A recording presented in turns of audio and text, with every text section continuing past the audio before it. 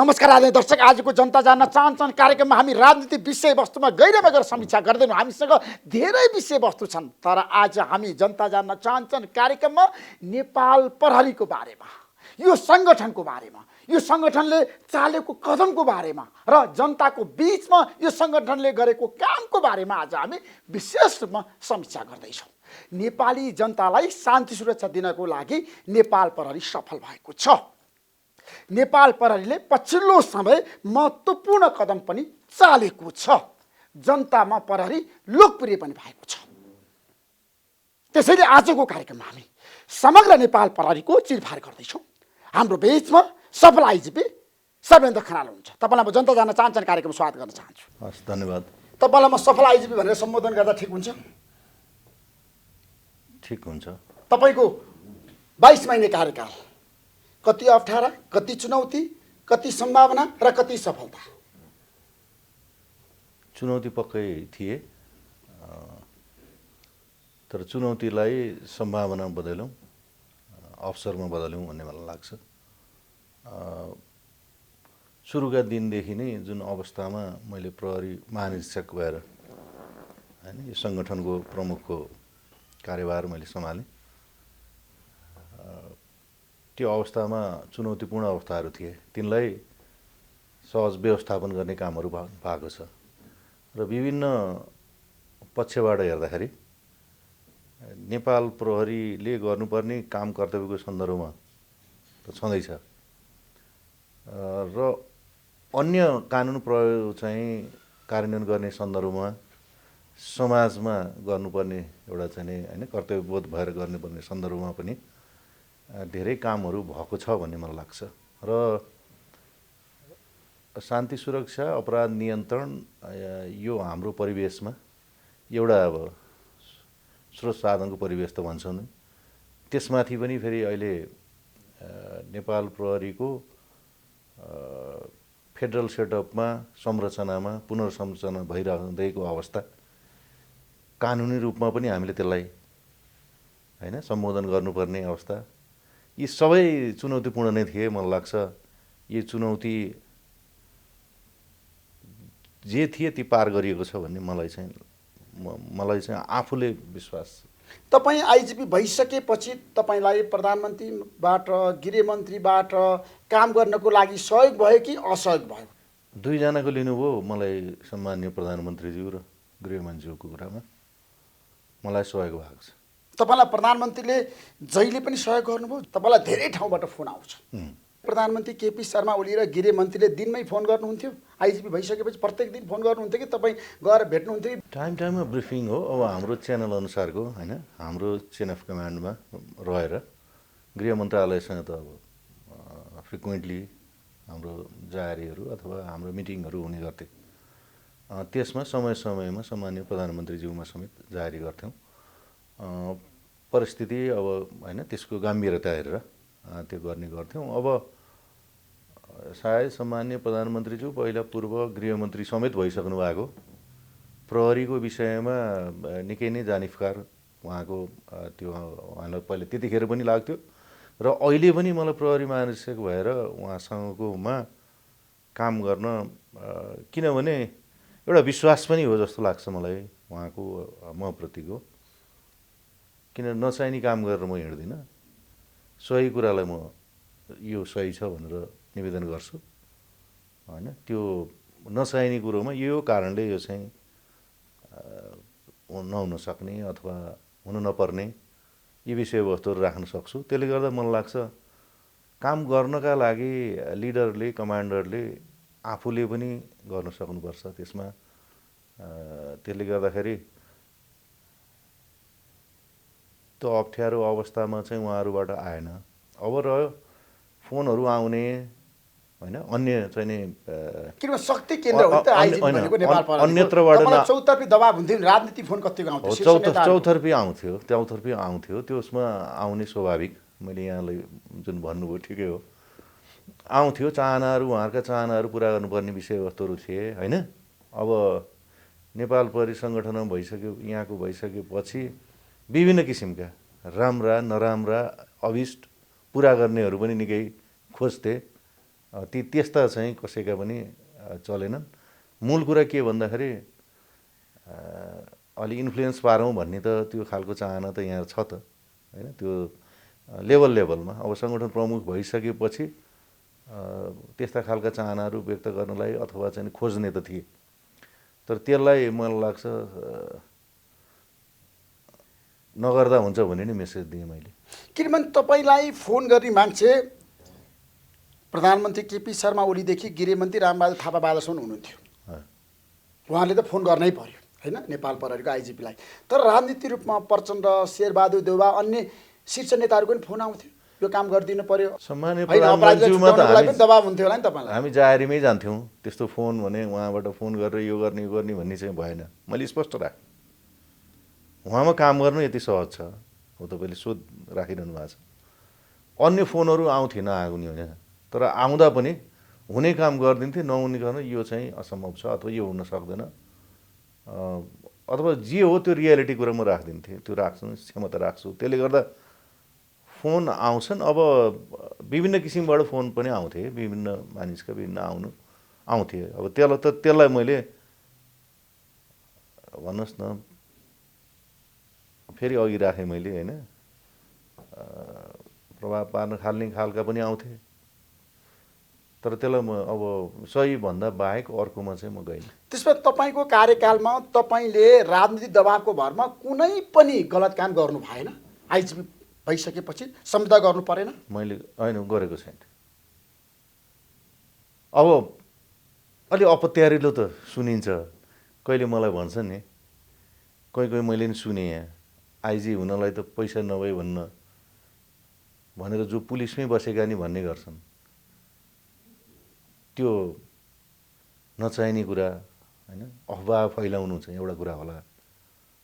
हुँदै नभएको कुरा हाम्रो समाज, हाम्रो नेपाल हाम्रो राम्रो छ, हाम्रो यस्तो छ भन्न चाहिँ सक्नुपर्छ नि होइन। कि आफैले बेहोरेका कुरा व्यक्त गरे उनीहरूले? खै मलाई त कहिले पनि भएन। प्रहरी महानिरीक्षक हुनु पनि कहिले पनि होइन, 1 रुपियाँको कुरा पनि छैन। मैले आज तपाईँसँग भन्दैछु कुरा, खुलस्त नि गर्दैछु होइन। सहीमा आउनु पर्यो नि त, दावाका साथ भन्छु। त्यसकारण मान्छे सक्षम मान्छे, योग्य मान्छे छ भने आइजिपी बन्नको लागि पैसाको खोलो बगाउनु पर्दैन। खोलो होइन, 1 रुपियाँ परेन त के को खोलो कुरा है। तर तपाईँलाई थाहा छ नि, नेपाल प्रहरीको आइजिपी बन्नको लागि त करोडौँ रुपियाँको चलखेल हुन्छ। विगतमा भएको कुराहरू बाहिर आयो भाइ साहब। अब होइन, आयो होला। तपाईँहरू पनि मिडियामा हुनुहुन्छ होइन, सचेत गर्नुभएको छ, मैले पनि सुनेको हुँ होइन। तर मैले भने नि मेरो विषयमा त्यो आउँदा पनि आएन। तर केहीले गर्न खोजे होइन। तर त्यो पनि आफ्नो चाहिँ हुन्छ नि अभिष्ट पुरा गर्न अथवा केही न केही त लगाउँ भन्ने चाहना, अथवा आफू अलिकति यो आइजिपीलाई नै अलिकति तल विवाद पार्न सकियो भने आफै केही हुन्छु भन्ने पनि होला। के छ अब म त्यो चाहन्न। तर म के भन्छु भने म यही ठाउँबाट यो अहिलेसम्म आइपुग्दा र प्रहरी महानिरीक्षक भइरहँदा पनि बिल्कुल मेरो क्षमता, मेरो कदर भएर त्यो अनुरूपको आएको हुँ। त्यो बाहेक केही गर्नुपर्ने अवस्थाहरू छैन। र मैले भने कामको सन्दर्भमा सही काम गर्ने, गलत काम गर्दिनँ भन्ने थियो। जसरी प्रस्तुत भएँ त्यहीसम्म अहिले आइराख्दा म यो प्रहरी महानिरीक्षक भएर रिटायर हुँदासम्म पनि त्यही नै छु। नेपाल प्रहरीको आइजिपी बन्नको लागि पोलिटिकल पार्टीसँग कनेक्सन हुनुपर्छ, हजुर, शीर्ष नेताहरूसँग सम्बन्ध हुनुपर्छ, अनि मात्रै आइजिपी बन्न पाइन्छ। तपाईँ आइजिपी बन्दाखेरि तपाईँको प्रधानमन्त्री केपी शर्मा ओलीसँग, प्रचण्डसँग, गृहमन्त्री रामबहादुर थापा बादलसँग सम्बन्ध थियो होला र त तपाईँ आइजिपी बन्नुभयो। त्यो कुरा सही कि गलत? अब यस्तो छ हेर्नुहोस्, पोलिटिकल कनेक्सन अथवा सम्पर्क सम्बन्ध रहनुपर्छ। समाज हो, समाजमा हुन्छ। कसरी हेरिन्छ भन्ने हो। जस्तो मैले काम गरेकोलाई उहाँले एक्नोलेज गर्नुभयो, मेरो कामप्रतिको विश्वास हो। मलाई सोध्नु भएको थियो यो राम्रो सम्बन्ध छ, यसको केही छ कि त्यहाँभित्र? मेरो कुनै पनि गलत, कुनै पनि उहाँहरूसँग नेतासँग केही पनि छैन। अब यत्रो तपाईँले जनताको विषय मैले बोलिरहेको छु त होइन, मलाई भन्नु पनि त कहिले होइन। त नेताले मैले कामले नै जितेँ, मेरो कामप्रति नै उहाँहरूले हेर्नु भएको, त्यसैमा नै हो मेरो मूल्याङ्कन भएको। एउटा प्रमाण एउटा त्यो त छ नि त। हामी सधैँ भनौँ न, तपाईँले अहिले जस्तो भनौँ नि, हामी सकारात्मक छ भने सकारात्मक हो भन्नु त सक्नु पऱ्यो नि त। यहाँ के छ, हामी त यहीँको नागरिक हौँ, नेपालको नागरिक। राम्रो प्र्याक्टिस भएको छ, राम्रो सुरुवात भएको छ भने भन्न नसक्ने होइन।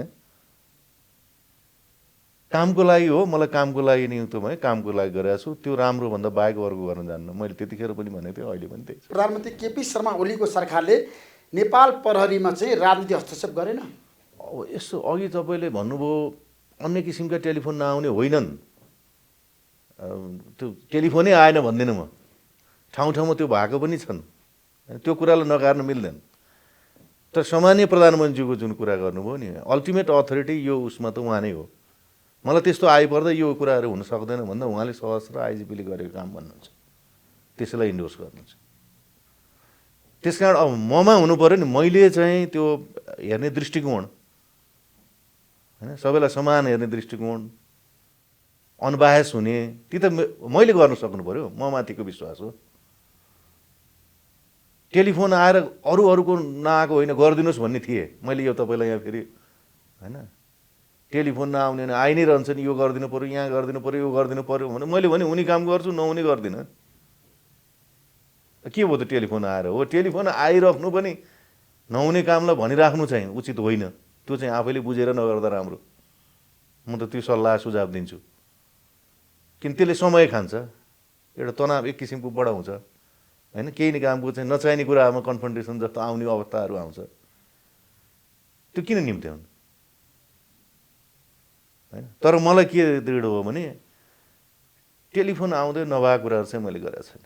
किनभने तपाईँको कार्यकालमा धेरै महत्त्वपूर्ण काम पनि भएको छ नेपाल प्रहरीमा। जस्तो शीर्ष व्यक्तित्वलाई तपाईँले गिरफ्तार गर्नु पर्यो, कृष्णबहादुर महरादेखि मोहम्मद अफ्ताब आलमसम्म होइन, धेरै माननीयहरू पनि गिरफ्तार गरेर तपाईँले हिरासतमा राख्नु पर्यो।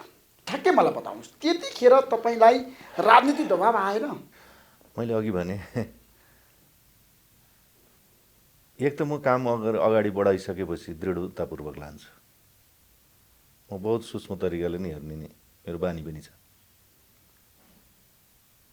त्यतिको हैसियतमा रहेकोमा कानुनी कारबाही गर्दाखेरि त्यसलाई पुग्ने होइन, समग्र भन्नुहोस् न इभिडेन्स सहित म त्यसै जाँदा पनि जान्न। गहिरो अध्ययन, गहिरो विश्लेषण, गहिरो अनुसन्धानपछि जान्छु र त्यो स्थापित गर्नेतर्फ नै अहिलेसम्म भएका छन्। त्यसकारण अब त्यो कुरालाई भन्नुहोस् न, त्यो कुरालाई अब कसैबाट फोन आए भन्दैमा गर्नुपर्छ भने त म ठान्दिनँ त। फेरि त्यही कुरा आयो होइन। जस्तो भन्नु तपाईँले दशैंको बेलामा गिरफ्तार गर्नुभयो, हजुर, देशको सभामुख हो नि त, अष्टमीको दिन हो। तपाईँलाई राष्ट्रपति विद्यादेवी भण्डारीको फोन आयो अरे, अनि तपाईँले गिरफ्तार गर्नुभयो, त्यो सही हो? बाहिर आएको समाचार होइन, बिल्कुल होइन, त्यो झुट हो। अनुसन्धान पश्चात यो गर्छु भनेर मैले भनेको कुरामा नाइ भएको अवस्था छैन। त्यसो भए तपाईँलाई राष्ट्रपतिबाट पनि दबावमूलक फोन आएन? छैन, बिल्कुल आएन। कृष्णबहादुर महरा प्रकरणमा प्रधानमन्त्रीले तपाईँसँग सोधपुछ गर्नुभयो? प्रमाणहरू तयार पार्नको लागि उहाँले निर्देशन दिनुभयो? होइन, उहाँले त्यस्तो निर्देशन भन्दा पनि घटना भइसकेपछि घटनाको विषयमा टोटल जिम्मेवारी त हामीले हो नि त, सङ्गठनले, नेपाल प्रहरीले हो गर्ने। यसमा यो विषयवस्तु भएको छ भनेर त्यो हाई लेभलको होइन व्यक्तित्व परिराख्दा त्यहाँ त संसद सदस्य हुन्छ, सभामुख हुनुहुन्छ, त्यो विषय त यसै पनि संसदमा जानेको विषय हो। उहाँमा त जाहेरी भन्ने निवेदन पक्कै हुन्छ। तर के भने यी विषयवस्तु छन्, यो छ भन्दाखेरि चाहिँ उहाँले कानुनपूर्वक त तपाईँले गरेको कुरामा कानुनपूर्वक गर्नुभएको छ, कानुनपूर्वक गर्नुहोस् भन्ने नै हो, त्योभन्दा अन्य कुरा होइन। किन तपाईँलाई थाहा छ गृहमन्त्री रामबहादुर थापा बादलको पनि कृष्णबहादुर महरासँग राम्रो सम्बन्ध छ? हजुर, थियो पनि। हजुर, कृष्णबहादुर महरा प्रकरणमा नेपाल प्रहरी सफल कि असफल? हामी त सफल हौँ, सप्रमाण छ। घटना सही जस्तो जे भयो होइन, हामीले जे चाहिँ अभियोग लगायौँ त्यो अनुरूपको हामीले घटना स्थापित भएको छ। अब मैले अहिले भन्ने त्यही नै। त्यसमा तपाईँहरूले जो जो व्यक्तिलाई समात्नुभयो, गिरफ्तार गर्नुभयो, ती व्यक्तिहरूको बारेमा सप्रमाण तपाईँहरूले तयार पार्नु भएको छ? हजुर, मोहम्मद अफ्ताब आलमको बारेमा पनि छ? बिल्कुल, बिल्कुल छ। म कति सालदेखिको तपाईँको चाहिँ थियो घटना होइन, अहिले हामीले धेरै नै चाहिँ अध्ययन अनुसन्धान गरेर गहिरो भनौँ न अनुसन्धान गरेर सबै प्रमाणहरू जुटाएर त्यसपछि हामीले लियौँ, नियन्त्रणमा लियौँ, पक्रापुँजी जारी गरौँ। त्यसपछि अनि होइन थप अनुसन्धान गरेर अनि अभियोजन गर्ने कामहरू भएको छ। ठुल्ठुला मान्छेलाई पक्राउँदाखेरि राजनीतिक दबाब हुँदैन, आउँदैन फोनहरू? यो गजब हो। यो संयोग मान्नुपर्छ या मैले काम गर्ने तरिकामा विश्वास भन्नुपर्छ। र यति गरिराख्दा म एकदम आश्वस्त के पार्न चाहन्छु भने घटनाक्रममा भएका विषयवस्तुमा मैले जाहेर गरेको हुँ। यो छ, यो कानुनमा यो आकर्षित हुन्छ, यसरी जाँदैछु म भनेपछि बिल्कुल त्यो आएको छैन। अब तपाईँले भन्नु होला, अब सामान्य प्रधानमन्त्रीज्यूबाट त ठ्याक्कै छैन, जे कुराहरू राखे त्यही। अब हुन्छ केही कुराहरूमा जाने सन्दर्भमा केही क्वेसन राखिन्छन्, व्यक्त गरिन्छन्, तर ममा त्यो क्षमता पनि त छ नि। म आफू कन्फिडेन्सको साथ भन्छु कि यो यति कारणले यसमा यो कानुन आकर्षित हुन्छ, यसमा कुनै गुन्जाइस छैन भनेर प्रष्ट रूपमा राख्छु म। किन अपराधीलाई समात्नको लागि प्रमाणहरू त चाहिन्छ हजुर। प्रमाण बिना कसैलाई पनि तपाईँले हिरासतमा राख्न सक्नुहुन्न। नेपालको ऐन कानुन र संविधानले त्यो अधिकार तपाईँलाई दिएको पनि छैन। नेपाल प्रहरीले आजसम्म जसलाई समातेको छ त्यो संविधान सम्मत, ऐन कानुन सम्मत छ? बिल्कुल छ। त्यसमा राजनीति गर्न छ। जस्तो भन्नुहोस् कुनैमा के हुन्छ भने मानिसमा हामीमा बाहिर जाँदाखेरि अथवा सम्प्रेषणको होइन तरिका पनि हुन्छन्। कतिपय ठाउँमा इभिडेन्सहरू कुनमा कति इभिडेन्स भन्ने हुन्छ नि, धेरै इभिडेन्स चाहिने भन्ने विषय कति हुन्न। टेलिफोनमा धम्की भयो, त्यसमा के इभिडेन्स देख्नुहुन्छ र? भएको एउटा रेकर्डको टेलिफोनको सिममा पनि पाउँदैन होइन। धम्की खानेले मात्र थाहा हुन्छ कि मलाई यस्तो भयो भने आउँछ त्यो त, अरू त प्रमाण त्यसमा देखिन्न नि त। कतिपय कुरा हुन्छ नि, अब घटनाहरू हुँदाखेरि अब के प्रमाणहरू हुन्छन् के त्यसलाई चाहिँ त्यो सबै कलेक्सन गर्ने तर्फ जाँदाखेरि चाहिँ त्यो जुटाउनुपर्छ, त्यो कुरो छँदैछ। तर कोही घटनाहरू हुन्छन् एकाध प्रमाण हुन्छन् भनौँ न, एउटा प्रमाण अथवा कोही त पीडित आएको हुन्छ, सोधपुछ गर्नुपर्ने नि हुन्छ, सबै कुरा थाहा छ यो हो भन्ने, तर त्यहाँ धेरै प्रमाणले चाहिँ त्यसलाई सपोर्ट नगर्ने अवस्थामा हुन्छन्। तर त्यसको लागि त कहीँ स्टेटमेन्ट लिएर जानुपर्ने हुन्छ। कतिलाई चाहिँ भनौँ न जाहेरीको अवस्थामा चाहिँ कन्फर्म छ तपाईँलाई, भएको पीडितले सबै कुरा आउँछ होइन, भन्छ सबै कुरा, घटनासँग एकदम पुरै चाहिँ तपाईँको चाहिँ रिलेभेन्सी देखिन्छ, सबै कुराहरू हुन्छ भनेपछि कतिपय अवस्थामा चाहिँ नियन्त्रणमा लिएर सोधपुछ गरेर अनि त्यसपछि फर्दर इभिडेन्सहरू पनि कलेक्सन गर्नुपर्ने हुन्छ प्रहरीलाई। त्यस कारण सबै कुरा एकैचोटि अभियुक्त नै नलिकन सबै प्रमाण जुट्छ भन्ने पनि त होइन नि। यो कुरा पनि बुझ्न जरुरी छ क्या। कहिले भनिन्छ प्रमाण भएन, यतिमा चाहिँ धेरै भएन भनिन्छ हामीलाई होइन, तर मान्छेसँग त उसले त लुकाएका हुन्छ नि त, कतिपय त उसलाई लिएर आएर सोधपुछ त गर्नु पाउनु पऱ्यो त, त्यसपछि नै अझ प्रमाण अझै जाँदै गर्छन्।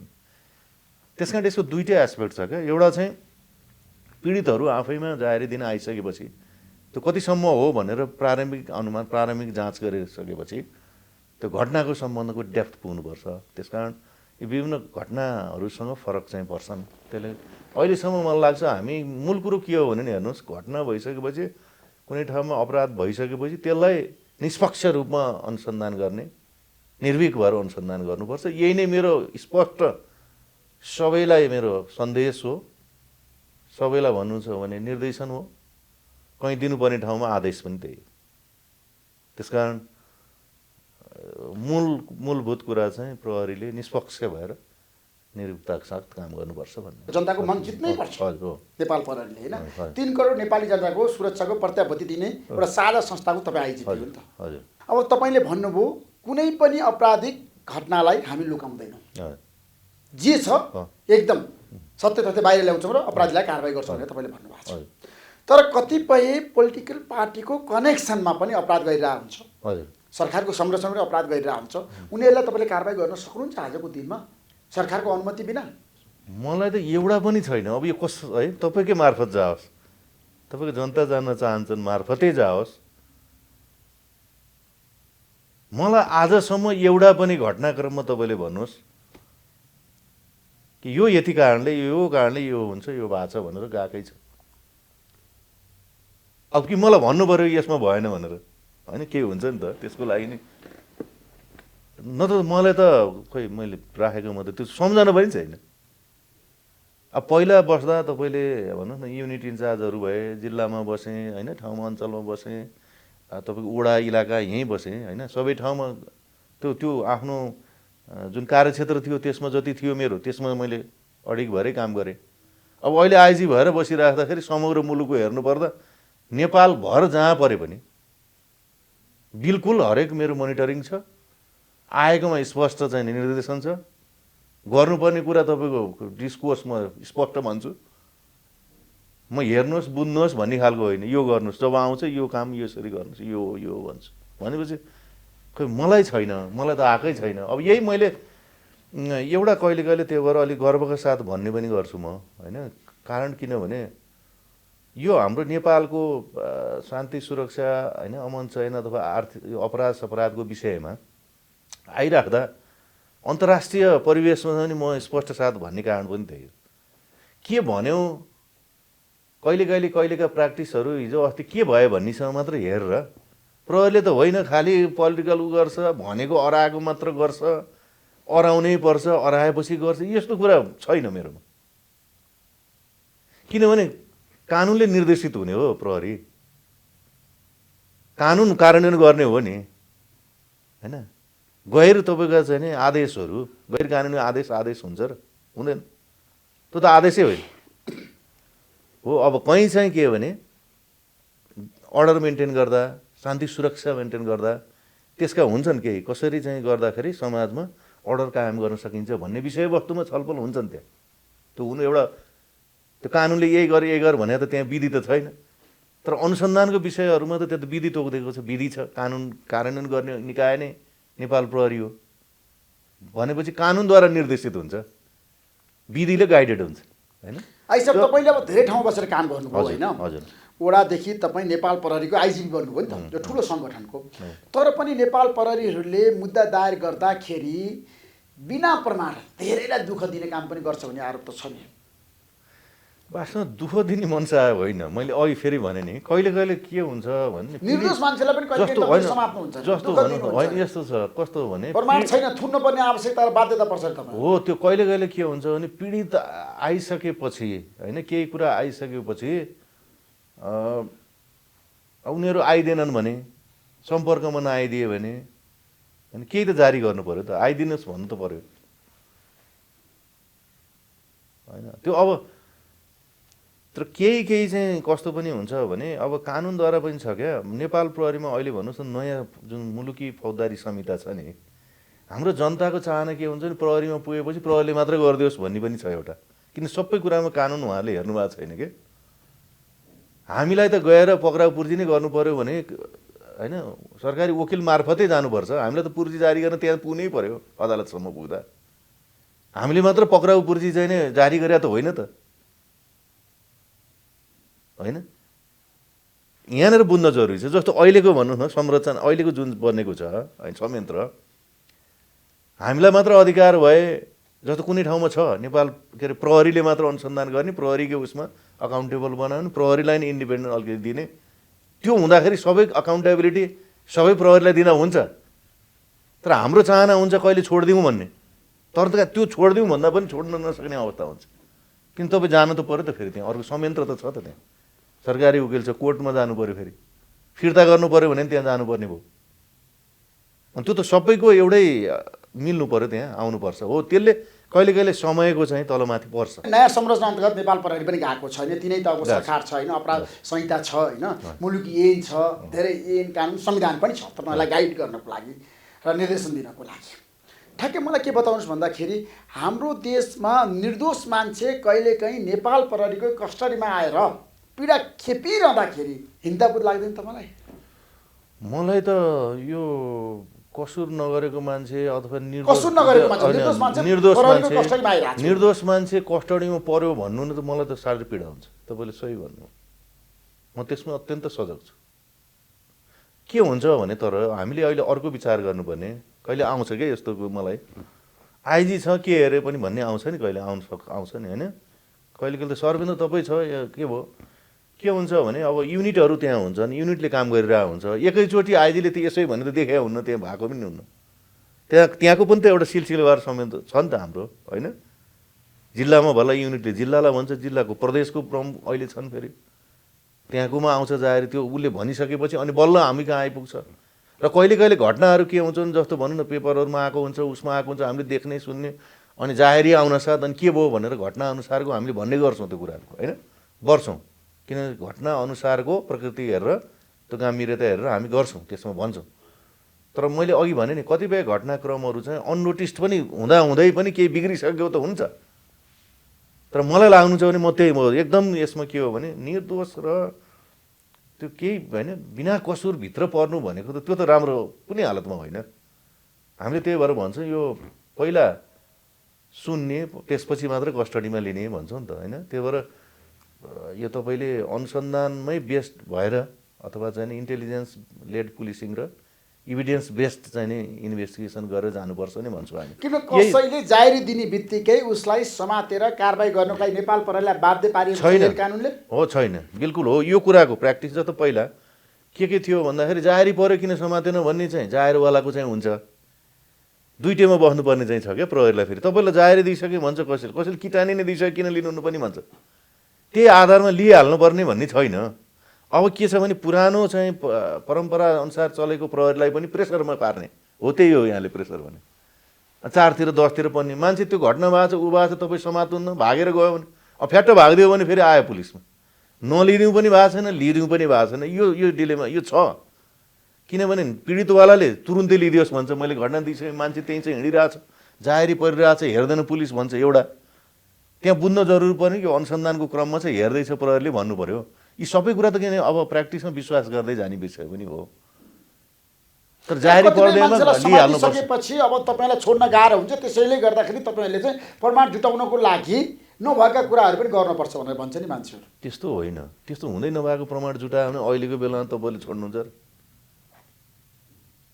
भन्नुहोस् न। अहिले कस्तो छ भन्नु न, मिडिया सशक्त, हाम्रो ट्रान्सपरेन्ट छौँ, त्यही भएर त कहिले कहिले आउँछ। तर के छ भने नि अहिले नयाँ जुन फौजदारी संहिताको विषय पनि हामी सबै जानुपर्छ, सबैलाई सेन्सिटाइज गर्नुपर्छ, अवेरनेस क्रिएट गर्नुपर्छ भनेर हामी गाउँ गाउँमा गएको छौँ, सबै ठाउँ ठाउँमा गएको छौँ, स्कुल कलेजमा गएको छौँ, प्रोग्रामहरू लिएर भनिरहेको छौँ। अनि सबैलाई पनि निकायहरू पनि अगाडि गएर भनिदिनुपर्छ, कानुन यस्तो छ है अहिले, भनिदिनु पनि पर्छ। अनि के हुन्छ नि उहाँहरूले योसम्म हुनसक्छ भन्ने उहाँले चाहिँ भनौँ न एन्टिसिपेट गर्नुहुन्छ नि त, ओ योसम्म हुनसक्छ यो, त्यो विषय चाहिँ जरुरी छ।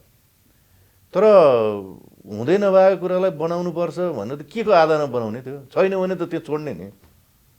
त्यो त प्रहरी मानिस मलाई आएर ठहराउने काम प्रहरीबाट बिल्कुल छैन। तपाईँलाई जस्तो कोही आयो केही देखिएन भने त्यो छोडिदिने स्पष्ट भन्छु। त्यसमा तपाईँको कार्यकालमा अपराध नियन्त्रणमा कति सफल कति असफल तपाईँ? हामी त धेरै सफल भएको छौँ। एउटा कुरा चाहिँ के छ भने अलि यहाँनिर जस्तो लागु औषधको विषयमा अत्यन्त ठुलो सिजर भयो हामीलाई, 15 वर्षसम्मकोमा नभएको अहिलेको ठुलो मात्रामा सिजर गऱ्यौँ, अभियानै सञ्चालन गऱ्यौँ हामीले।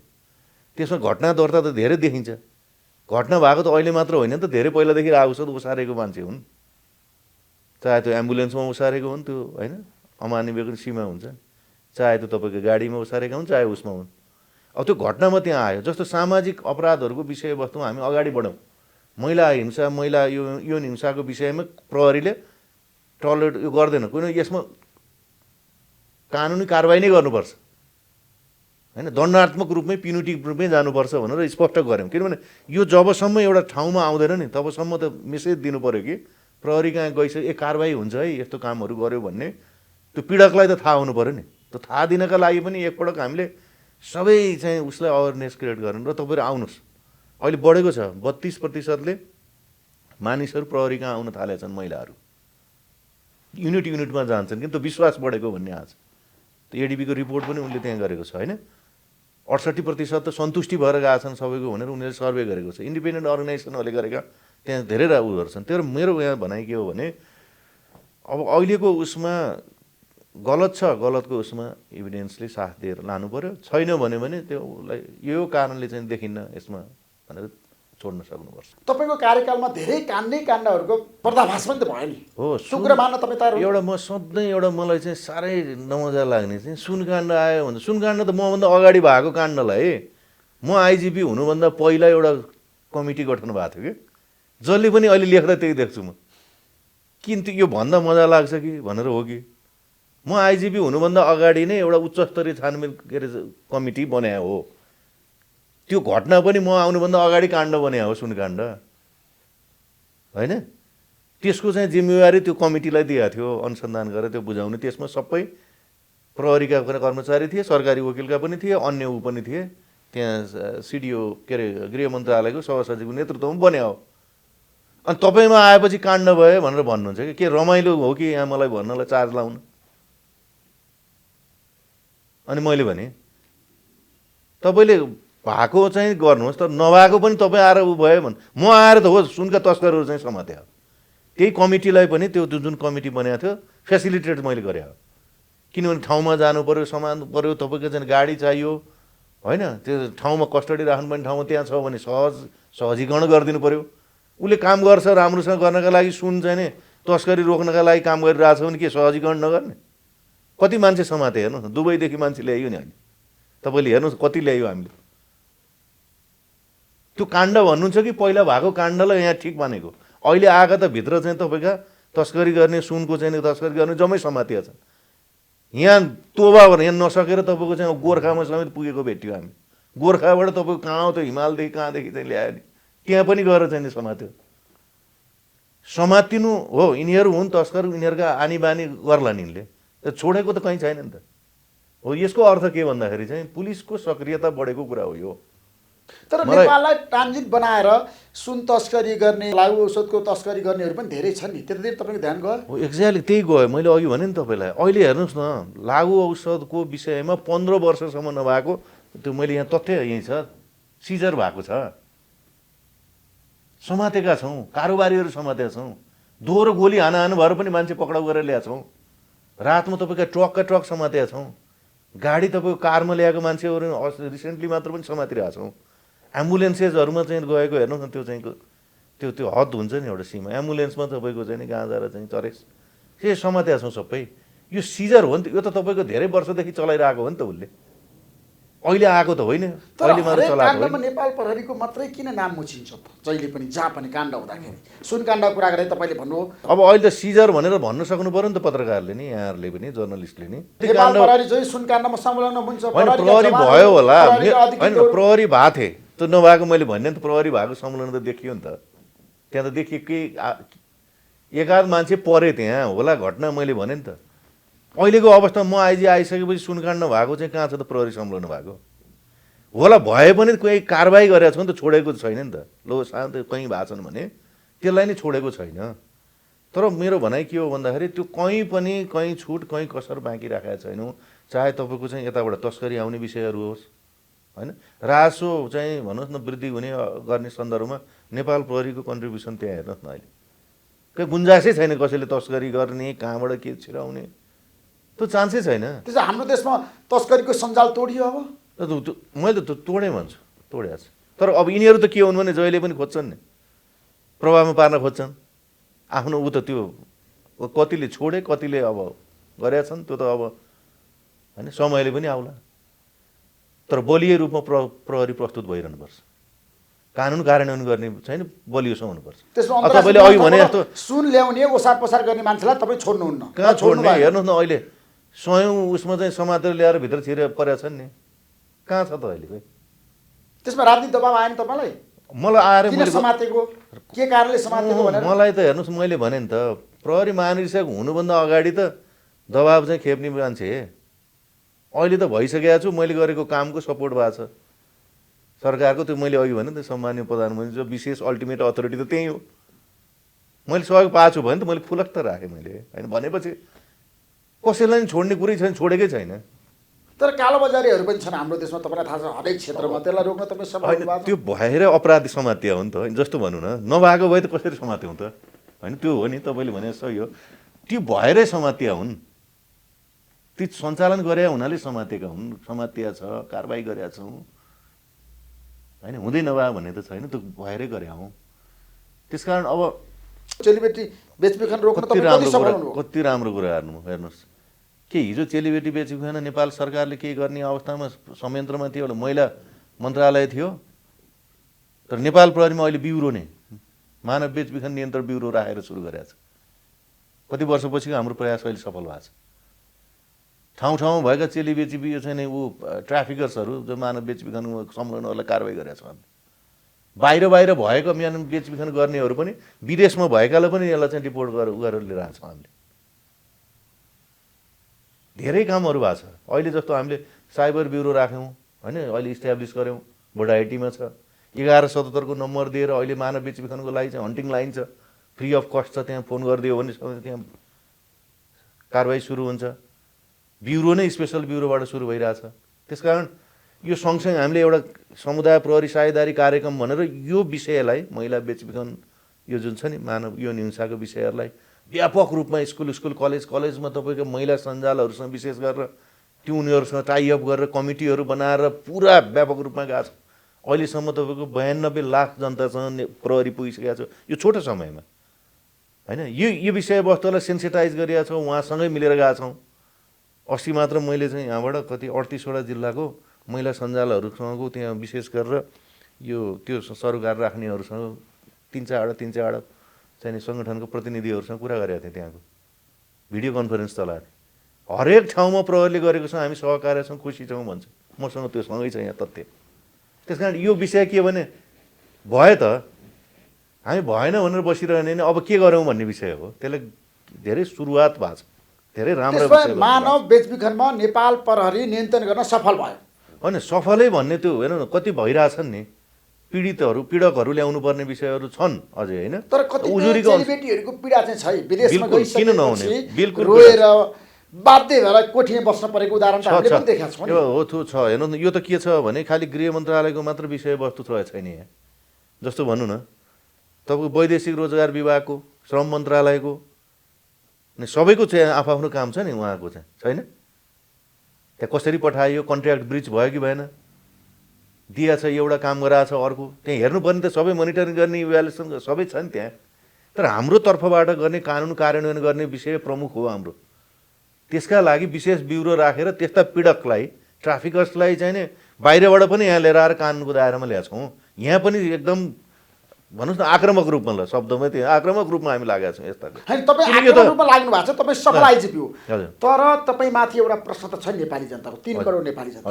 निर्मला बलात्कार हत्या प्रकरणमा तपाईँ चुक्नुभयो, तपाईँले दोषीलाई कारवाही गर्न सक्नु भएन। अब यसो छ, दोषी यो भन्ने आउने सन्दर्भ हुनु पर्यो होइन, त्यो गरि नै रहेछ। चुकेको भन्ने केमा, अनुसन्धान राम्रोसँग गरि नै रहेछ। तर यहाँ सबैले आफ्नो चाहिँ सिभिल एउटा सिभिक ड्युटी भन्छ त्यो पनि निर्वाह गर्नुपर्छ क्या होइन। अब चुकेको घटनाक्रममा त कहिले वर्ष दिनमा आउला, 1.5 वर्षमा आउला, 10-12 वर्षमा पनि आएका छन् यहाँ। तर अनुसन्धान हो, तैँले यतिखेरै गर भन्ने पनि त्यो पनि त होइन नि, के त्यो जायज हो र। तर यो विषयमा हामीले के गर्यौँ भन्ने कुरा त हेर्नुहोस्, कति गहिरो अनुसन्धानका साथ कति डकुमेन्टेसन, कति भएका नेपाल प्रहरीमा भएका अधिकृतहरू कति खटाएर त्यहाँ गरिरहेछौँ होइन। तपाईँको यो विज्ञताहरू सहितको सबै त्यहाँ खटि नै रहेछन्। जर्नलिस्ट साथीहरू निकै खट्नु भएको थियो नि त होइन, सबैले आफू। तर कुरो के हो भने फेरि मैले भने त्यहाँ ठुलो प्राथमिकता साथ हेरिएको विषय छ होइन। चुक्नु भने त त्यहाँ त घटना सुन्नु न, दोषीको रूपमा हामीले न्यारो डाउन गरेर सबै गरेर त्यो लगेको अवस्थामा छौँ। अब त्यसलाई भन नि त, त्यसलाई फेरि यो संयन्त्र जुन चाहिँ नि तपाईँको हामीले लगेका विषयवस्तुहरूलाई पनि होइन अन्य निकायले पनि इन्डोर्स गर्नुपर्ने अवस्थाहरू छ यसमा होइन।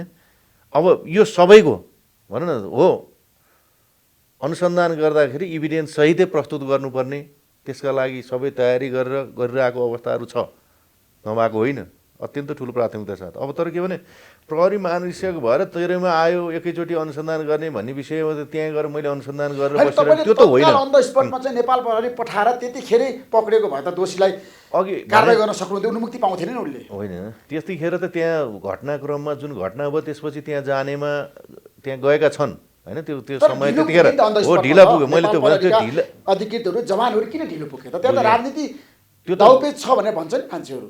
निर्मला पन्त होइन, बलात्कार हत्या प्रकरण यसो त्यहाँ त्यो पुग्नमा त स्थानीय कमान्डरले नै तत्काल हो नि त मोबिलाइज गर्ने। घटना भयो भन्नासाथ त मोबिलाइज गर्ने त त्यहीँबाट हो। त्यो नगरे हुनाले कारवाही भएको छ त होइन। तत्कालै रातकै अवस्थामा भन्ने थियो होइन, 11-12 बजे नै चाहिँ गरेर गएको भए सायद यो अवस्था पनि आउँथेन कि। त्यही त यी कुराहरू के नेग्लिजेन्स अलि भएको हुनाले एडमिनिस्ट्रेटिभ उसमा किनभने नेपाल चुकेको प्रहरीको हुनाले लापरवाही भएको कारणले गर्दाखेरि अपराधी उम्क्यो। होइन उम्क्यो भने त्यतिखेरै भेटिरहने त्यो भन न घटना हुँदा हुँदै त कसैले दिएको इन्फर्मेसन होइन नि हो त। त घटना भइसकेपछि यो ठाउँमा यस्तो हैन भयो पीडित भनेर उजुरी दिन पुगेको थियो नि त। बुझ्यो हो राति 12 बजे एक्ज्याक्टली पुगेको हो। थियो नि। त्यही बेला त्यही ठाउँमा प्रहरी पुग्देको भए त त्यही गर्नु पर्थ्यो त्यही गर्नु दोषीलाई कारबाही गर्न सजिलो हुन सक्थ्यो आइसा। त्यही गर्नु पर्थ्यो त्यही नगरे हुनाले जुन कुरा आयो नि त त्यो रातिकै अवस्थामा जानुपर्ने हो त्यो नभए हुनाले कारबाही पनि हामीले गऱ्यौँ हैन। तर त्यसको अनुसन्धानमा कुनै ऊ चाहिँ बाँकी राखेको छैन गर्दै एकदमै त्यसलाई सङ्गठनले भनौँ न सबै यहाँ अहिले भएका त्यो राम्रा चाहिँ अनुसन्धान अधिकृतदेखि सबै नै चाहिँ नि त्यसमा हेरेर गरेर संलग्न पनि भएर ठुलो प्राथमिकता साथ हेरेको विषय। तपाईँले आफ्नो कार्यकालमा एउटा काम गर्न सक्नु भएन, निर्मला पन्तको बलात्कारीलाई कारबाही गर्न सक्नु भएन, पक्राउन सक्नु भएन, त्यो सही हो? होइन पक्राउन सक्नु भएन भने मेरै जिम्मा मात्र हालिरहनु पर्ने पनि एक थरीको सोच रहेछ क्या। यो पनि त त्याग्नु पऱ्यो नि। आइजिपीले ल्याएर ट्याक्कै समातेर हालिरहने त होइन, त्यहाँ गर्नुपर्ने काम पो गर्ने हो त। त्यो हेमकरको त्यो उसमा हत्याकाण्डको त 12 वर्षपछि भएन। म आफैले 2-3वटा जति त धेरै पुराना केसहरू सल्भ गरेँ। त्यसलाई राख्नुपर्छ भन्ने होइन, फेरि यति वर्ष बढाएर जानुपर्छ भन्ने कुरो त होइन यो। तर यसप्रतिको गहन चाहिँ नि जुन छ नि अनुसन्धानको विषयवस्तु गरेको छैन भन्ने हो। गरि नै रहेछ जस्तो हेर्नु न बहसको विषय भयो भएको छ। निर्मला पन्तको बलात्कारपछि हत्या भइसकेपछि जसरी चौतर्फी नेपाल प्रहरीमाथि दबाब पर्यो, छिटोभन्दा छिटो पक्राउन पर्यो, कारबाही गर्नु पर्यो भनेर होइन, सरकारमाथि पनि दबाब पर्यो, प्रधानमन्त्रीमाथि पनि दबाब पर्यो, तर पनि अझै पनि तपाईँहरूले कारबाहीको दायरामा ल्याउन सक्नु भएन। यसमा के छ भने कारबाही दायरामा मैले भने नि अघि अनुसन्धान गर्दै जाँदाको अवस्थामा त्यहाँ केही त्रुटिहरू भएको हुनाले होइन यसले अप्ठ्यारो कम्प्लेक्सिटी मैले अघि नै भने त केही कुरा प्रहरीबाट कहिले चाहिँ के भने त्यहाँ घटना भयो भोलिपल्ट पर्सिपल्टदेखि त्यहाँबाट चाहिँ जुलुसहरू पनि सुरु भएको छन् नि त हेर्नुहोस् न। कुनै घटनामा चाहिँ त्यहाँ अनुसन्धान गर्ने समय पनि त मौका पनि त हुन्छ नि, दिनुपर्छ नि त। यो यहाँ मात्र त होइन नेपाल मात्र, हरेक देश विदेशमा एकैचोटि घटना सबै समात्या छैनन् नि। अनुसन्धान निरन्तर चल्छ। यो अलिकति के भने त्यो विधि प्रक्रिया सबै गएर होइन प्रमाणसहित जानुपर्ने विषयवस्तुहरू छन् नि। त त्यसले गर्दाखेरि तत्कालै समातिहाल्ने भन्ने कुरा त देख्दा दौड्दै भाग्यो भने पो समात्ने हो भन्ने त, समात्न नसकेर उम्क्यो भन्ने त यो त अनुसन्धानको प्रक्रिया हो नि त्यो त, अनुसन्धानै गर्नु पर्यो त। त्यसमा पनि के छ भन्दाखेरि धेरै कुरा रुल आउट हुँदै गएको छन्। तर आई साहब तपाईँलाई थाहा छ किनभने नेपाल प्रहरी भनेको 7 समुद्र पार गएर भए पनि अपराधीलाई पक्राउन सफल भएको संस्था हो। अन्तर्राष्ट्रिय स्तरमा नेपाल प्रहरीको छवि राम्रो छ। अपराध नियन्त्रण गर्नको लागि तपाईँले खेलेको भूमिकाको चौतर्फी प्रशंसा पनि तपाईँले पाउनु भएको छ। तर निर्मला पन्तको बलात्कारलाई कारबाही गर्न नसकेकोमा अन्तर्राष्ट्रिय चासो पनि छ। एउटा हेर्नुहोस् न, हेर्नुपर्ने चाहिँ बल्ल उनीहरूको चासो हामीले पनि राख्दा हुन्छ, तर धेरै चासो नराख्नु। न्याय पाउने निर्मलाको परिवार आमादेखि हो होइन, त्यो कुरा हामी सजग छौँ। म यही भन्छु बिल्कुल उहाँले पाउनुपर्छ, बिल्कुल पाउनुपर्छ। अन्तर्राष्ट्रिय अथवा राष्ट्रिय खालि त्यो प्रेसर मात्र गर्ने कुरा विषय होइन नि यो। मैले जस्तो भनौँ न घटना भइसकेपछि भोलिपल्ट पर्सिपल्टदेखि एकदम जुलुसै आएर गर्नुपर्ने अवस्थामा मलाई लाग्छ म त जायज होइन होइन। अहिले हो के थिएन भन्दा त्यहाँ प्रहरीको ऊ थिएन, त्यसको लागि हामीले कारबाही गऱ्यौँ। तर अर्को पक्ष पनि के हो भन्दाखेरि संयमित भएर जानु पनि पर्छ क्या होइन, दुइटै छ नि त यहाँ छैन। संयमित भएर जानु पनि त पऱ्यो नि, हेर्नु पनि त पऱ्यो। त्यो घटना अहिले जस्तो भने 70 सालको तपाईँले एसिड हानेको अहिले आएर समात्यौँ त्यो पनि त ल्याएको छौँ नि हामीले होइन, बाहिरबाट भए पनि ल्यायौँ नि त। इभेन बाहिरकै नागरिक समेत छ कानुनको कटकरामा त ल्याए। निर्मला पन्तको बलात्कारी र हत्यारा पोलिटिकल पार्टीकै कार्यकर्ता हो, सत्तारूढ दलकै नेता हो, त्यसैले गर्दाखेरि नेपाल प्रहरीले पक्र्न सकेन। त्यो त हेर्नुहोस् त्यो चाहिँ मनगढन्ती कुरा गरेर के अर्थ छैन। मैले अघि नै पनि राखेँ त्यसमा सत्यता छैन। कसलाई छोडेर तपाईँको अगाडि कत्रो परिसक्यो, कसको छोरा छोड्छ यहाँ, कस्तो यो त मनगढन्ती कुरा हो नि। रमाइलोको लागि भन्दै नि एउटा कुरो हो, म त त्यही नै भन्छु स्पष्ट छ।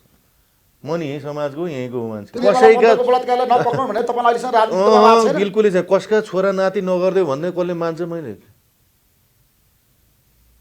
आफै नै नछोडे बेलामा अनि छोरा नातिलाई छोड्यो भनेर कसैले, म त त्यही भन्न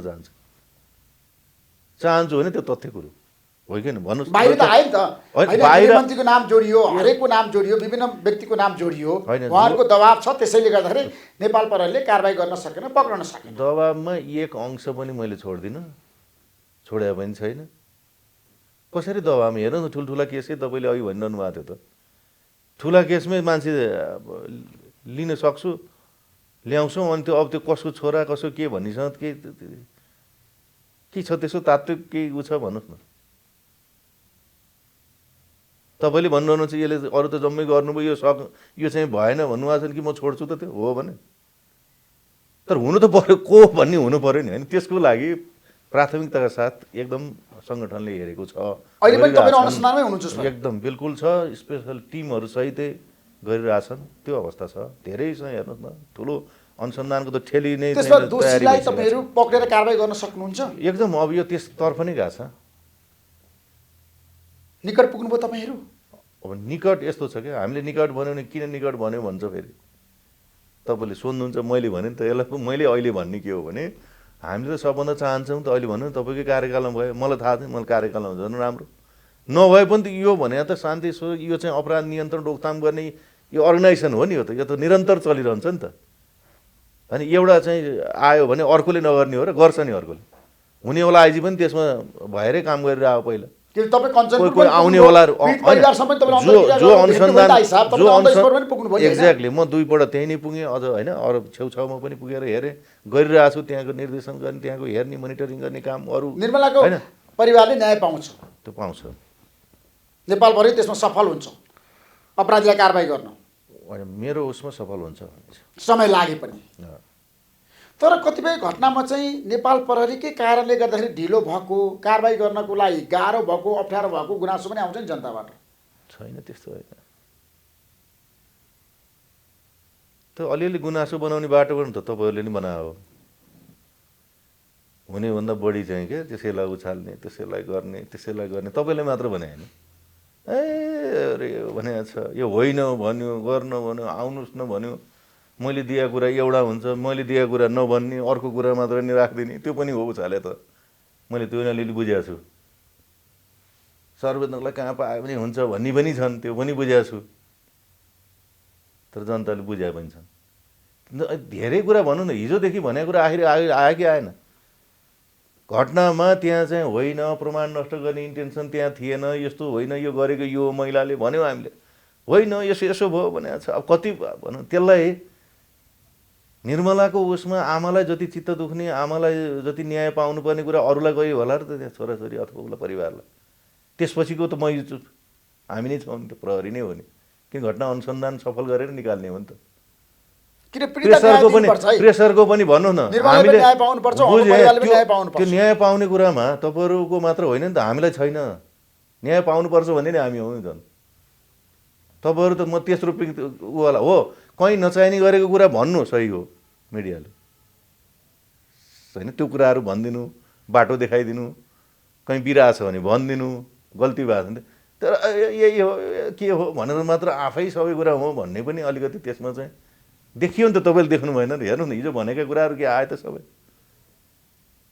कति त रुल आउट भइसकेका छन् नि सबैले लेखे अहिले जस्तो तपाईँले अहिले भने पनि कसैको छोरो परिरहेछ अनि के चाहिँ हो त के चाहिँ खोजे त भन्नु न केका लागि यो नभन्ने त होइन तपाईँको नजरमा गृहमन्त्री रामबहादुर थापावाला राम्रो र असल व्यक्ति हो त मैले मन्त्रीज्यूलाई चाहिँ तपाईँले भने जस्तै ठ्याक्कै यही नै यही भन्ने चाहिँ मेरो हैसियत होइन हो होइन तर मैले काम गर्नलाई मलाई सहज छ उहाँले यो भनेर भनिसकेपछि त्यसरी सही कामका लागि उहाँले रोक्नुहुन्न आर्थिक लेनदेनको कुरा पनि आउँछ सरुवामा बडुवामा तपाईँ कति प्रभावित हुनुभयो 0 तपाईँलाई पनि त विभिन्न ठाउँमा जानको लागि त AIG DIG SSP SP DSP इन्सपेक्टरले प्रलोभन दिए होला नि त त्यो ठाउँमा पठाइदिनुहोस् आई साहब म तपाईँलाई सहयोग गर्छु भनेर मलाई त कहिले कहिले बाहिरबाट भन्छ नि यसरी आएर सरुवामा कुनै के बडुवामा पैसा त्यो दिन आएकोले किन समातेन अहिले त म प्रहरी मान्छेपछि कसैले पैसा दियो भने समातिएको छ 240-45 जना कारबाही भयो भने पैसा दिन आउने ल आँट गरोस् त अहिले हेर्नुहोस् न कमाउने ठाउँमा जान चाहन्छ नि त कमाउने ठाउँमा कहाँ हो कमाउने ठाउँमा गएको हेर्नुहोस् न गएको कमाएको मान्छे कहाँ पुगेको छ कहाँ पुर्याइदिएको छ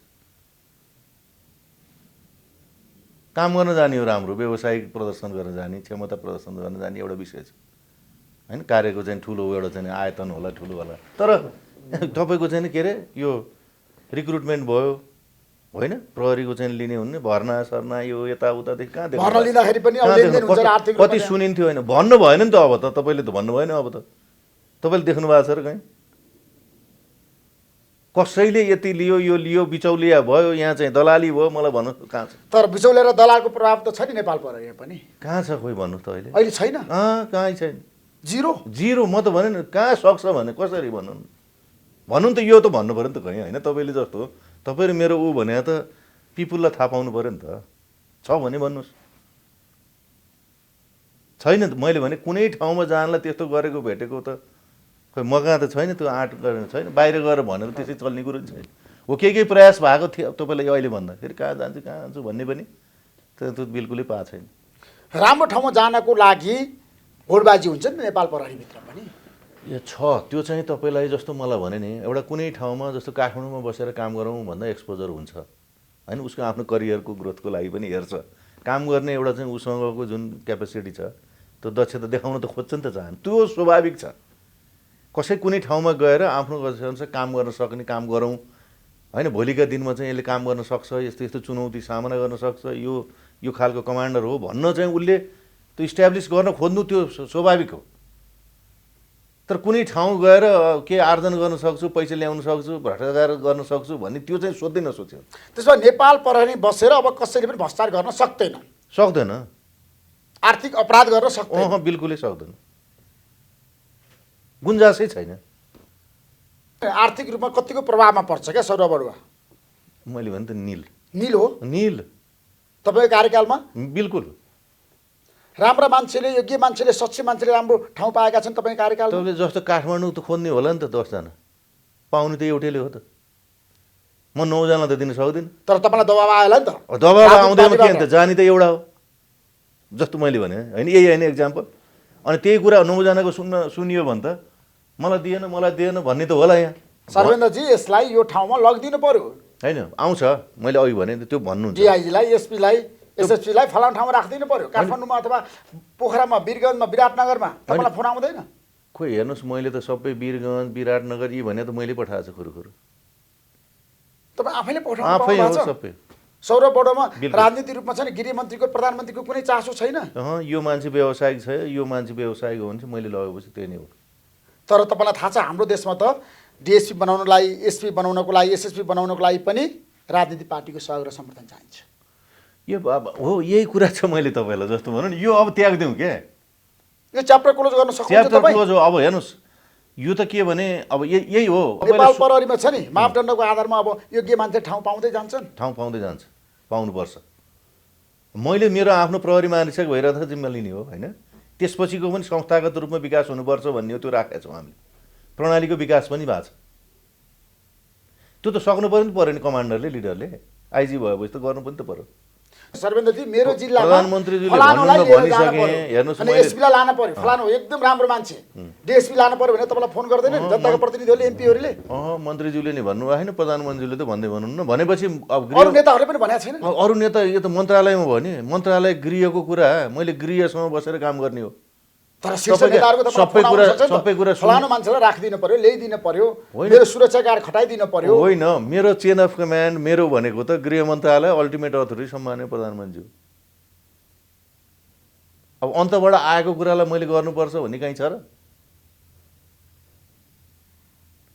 छ भने भन्नुहोस् छ र तर कहिलेकाहीँ तपाईँको सम्बन्ध कारणले गर्दाखेरि पनि तपाईँले नेताहरूको फोनलाई रिसिभ त गर्नु पर्यो सम्बोधन त गर्नु पर्यो होइन रिसिभ गर्छु त्यसपछि हुने सम्भावना भएकोमा म आफै पनि गरेर गर्छु होइन त्यो कुरो छ तर मलाई हेर्नुहोस् म एकदम यसमा लिस्ट कन्सर्न मैले भने नि त यो त जरुरी छ त सबैले बुझ्न तर 1 लाख प्रहरीका जवानदेखि आइजिपीसम्मको सेवा सुविधाको कुरा गर्दाखेरि तपाईँको कार्यकालमा तपाईँ कहाँ चुक्नुभयो सेवा सुविधामा पनि धेरै छ हेर्नुहोस् अहिले संरचना सुधार गर्ने काम गरेका छौँ उनीहरूसँग बस्ने आवासको कुराहरू जुन ब्यारेकको कामहरू धेरै गरेका छौँ अब तर के भने सबै कुरा सब ठिक छ भन्ने होइन मैले पाएको पनि त्यही 22 महिनासम्म अहिलेसम्मको काम गर्दाखेरि हेर्नुहोस् न कुनै पनि ठाउँमा होइन कहीँ टोइलेट नभएको ठाउँ त्यो पनि बनाएको छु ब्यारेक नभएको ठाउँ त्यो पनि बनाएको छु एउटा खाट दिनुपर्छ भने त्यो पनि राखेको छु ठाउँ ठाउँमा ट्रेनिङ सेन्टरहरू सबै प्रदेशहरूमा बनाउनका लागि बिघाका बिघा भनौँ न 82 बिघा होइन हजारौँ चाहिँ रोपनी जग्गाहरू चाहिँ लिएर चाहिँ भट्टाभट सुरु भइरहेछन्। ब्युरोहरू स्थापित भएका छन्, डेटा सेन्टरहरू स्थापित भएका छन्, भएका उहरू सबै होइन स्तरोन्नति भइरहेछन् होइन। साइन्टिफिक ल्याबहरू उद्घाटन भएका छन्। अहिले लिएर तपाईँका चाहिँ यो 6वटा ठाउँमा त अहिले रिसेन्टली मात्र ड्रग्स कन्ट्रोल र चाहिँ त्यो प्रिभेन्सन गर्ने, त्यसपछि आएर काउन्सिलिङ सेन्टर स्थापना गरिदिइसके। त्यो त काम त अब तपाईँले भन्नु न यति अब मलाई त लाग्छ जवानहरूको त धेरै पीडा छ है सर। मैले पीडा होइन छ, सुन्नुहोस् न, हामीले सेवा सुविधा पाएनौँ, अनि हुने खानले मात्रै पायो। कहाँ हुने खाने त्यो त छैन, बेकार हो त्यो। मलाई त कनेक्सन छ, पहिलो आएर जे पाउने रिलेसन छ, त सरकार प्रभाव छ, उसले मात्रै सेवा सुविधा पाउँछ नेपाल प्रहरी हो। कहाँ हुनु त्यो बेकार, त्यो त बेकार। पहिला आएर हेर्ने नि प्रहरी जवानदेखि नै भएको छ। प्रमोसनकै कुरा गऱ्यो भने प्रहरी जवान, त्यसपछि प्रहरी सब इन्सपेक्टर, तल्लो उता हेरेको छु। यदि हेरिएन भनेर उ गर्दा सुरुदेखि नै मैले त्यसरी हेर्छु। प्रहरी जवान प्रहरी उता सबै मैले त जाँदा जहाँ पनि खुसी किन सबैलाई न्याय दिनुपर्छ है तपाईँले। बिल्कुल। नेपाल प्रहरी भनेको यसमा त कहिले जनताको लागि सुरक्षा दिने साझा सङ्गठन। हजुर, जस्तो अहिले भनौँ न ट्राफिकको तपाईँले भत्ता होइन, हामीले कति भत्ता पाउने भयो त्यहाँ होइन, कहिले अहिले दिएला होइन त होइन। इनिसिएटिभ त सङ्गठन प्रमुख मैले लिएँ नि, सरकारबाट हामीलाई प्राप्त भयो होइन, नेपाल सरकारबाट चाहिँ नेपाल सरकारबाट हामीलाई त्यसको अनुमोदित भयो भनेपछि पाएको छ नि त। अहिले ट्राफिकको पनि तलको दर्जाको लागि धेरै प्रतिशत चाहिँ छ, माथिल्लो सिनियर अफसरलाई कम छ अलाउन्स पनि, त्यो हजार्डस अलाउन्स पनि त्यहीँबाट देखिन्छ नि के गर्छ भन्ने त। ब्यारेकमा जाने छाटहरू उनीहरूका लागि राखिदिएको छ। तर पोसाकको कुरा गर्दै जाडोमा ठन्डीमा पनि त नेपाल प्रहरीका जवानहरूको पीडा त छ नि। अहिले यसो छ, कपडा त कमजोर छ नि, छैन, न्यानो कपडा छैन नि। होइन न्यानो कपडा दिनुपर्छ त्यसमा छ, तर हाम्रो त बाध्यता हामी जे छौँ नि त्यो लिमिटेसन त्यो भित्र बसेर दिने हो नि। मैले हुँदै नभएको पैसाले नपुग्ने उनी नभएको कुरा मैले बाहिरको जस्तो मलाई पनि थाहा छ नि राम्रो दिनु पर्छ भन्ने त होइन। यहाँ अरूलाई थाहा भएको मलाई थाहा नभएको होइन होला, तर के भने यहाँ प्राप्त स्रोत साधन हाम्रो नेसनल इकोनोमी जति छ त्यो सेपभित्र बसेर त्यसमा हामीले प्रयोग गर्ने हो होइन। त्यस कारण के भने मलाई थाहा छैन हो र मैले देश विदेश हेरेर हिँडे मान्छे हो, हेरेको छु कस्तो लाउनु पाए हुन्थ्यो हाम्रो चाहिँ जवानहरूलाई भन्ने छैन र छ नि। स्रोत साधनले पुर्याइदिने सबै ठाउँमा, डाँडा काँडामा छन् बिचरा बस्ने ठाउँहरू छ, अनेक छ, गाह्रो छ होइन। त्यही भएर सबै ठाउँ एक एकवटा चाहिँ मोटरसाइकल पुग्यो, हरेक चौकीमा मोटरसाइकल, हरेक उसमा दुर्गम भत्ता पनि बढेको छ नेपाल प्रहरीको काम गर्ने जवानहरूको। अब अहिले भत्तामा हरेक ठाउँमा जाँदाखेरि भत्ताको उसमा होइन अवस्थाहरू सुदृढ भएको छ। त्यसपछि रासनमा पनि अलिकति थप गरिदिनुपर्छ भनेर प्रस्तावसहित गएको छ, त्यसमा सकारात्मक भएको छ। अब यो सबै काम गरिराख्दा मलाई के हुन्छ भने जस्तो अहिले हेर्नुहोस् न काठमाडौँमा पनि त काम गर्दा परिसर र अपराध महाशाखा त हामीसँग थिएन नि, अहिले अरबौँको जग्गा लिएर हामीले सुरुवात गरिसक्यौँ होइन। हलको निर्माण गर्दैछौँ, क्लबको पनि यहीँ पनि तपाईँको अडिटोरियम हल निर्माण भएको छ, ब्यारेक निर्माण भएको छ, ब्यारेकहरू पनि थिएन। अब यो त कतिसम्म थियो, अब कति सुरु भयो। मैले साइबर ब्युरो तुरुन्तै इस्टाब्लिस गरेँ है, संवर्धनको त्यहाँ घरै लिएर सुरु गरिसक्यौँ। त्यहाँ अब मानव बेचबिखन त्यहाँ घर के अरे उसमा लिएर सुरु गरिसक्यौँ। दिन एन धेर काम गरेका छौँ। आइजिपी बनेकै दिनदेखि नेपाल प्रहरीको महानिरीक्षकलाई चाहिँ हट्ने डर हुन्छ अरे, तपाईँलाई त्यो डर भएन? मलाई त भएन। कस्तो तपाईँले नि कुरा गर्नुभयो, मलाई आएर भने हटाइदिने भयो। मलाई आएर प्रधानमन्त्रीको गृहमन्त्री निर्देशनमा होइन मलाई आएर बिचमा भने पनि यस्तो यस्तो भएको छ, मलाई चाहिँ थाहा छैन। बरु मैले हेर्नुहोस् हटाउँदैछ भन्ने समाचार भेरी अनेस्ट मैले भने त यति हात राखेर भेरी अनेस्ट, मलाई यस्तो विषय म हेर्दा पनि हेरिनँ।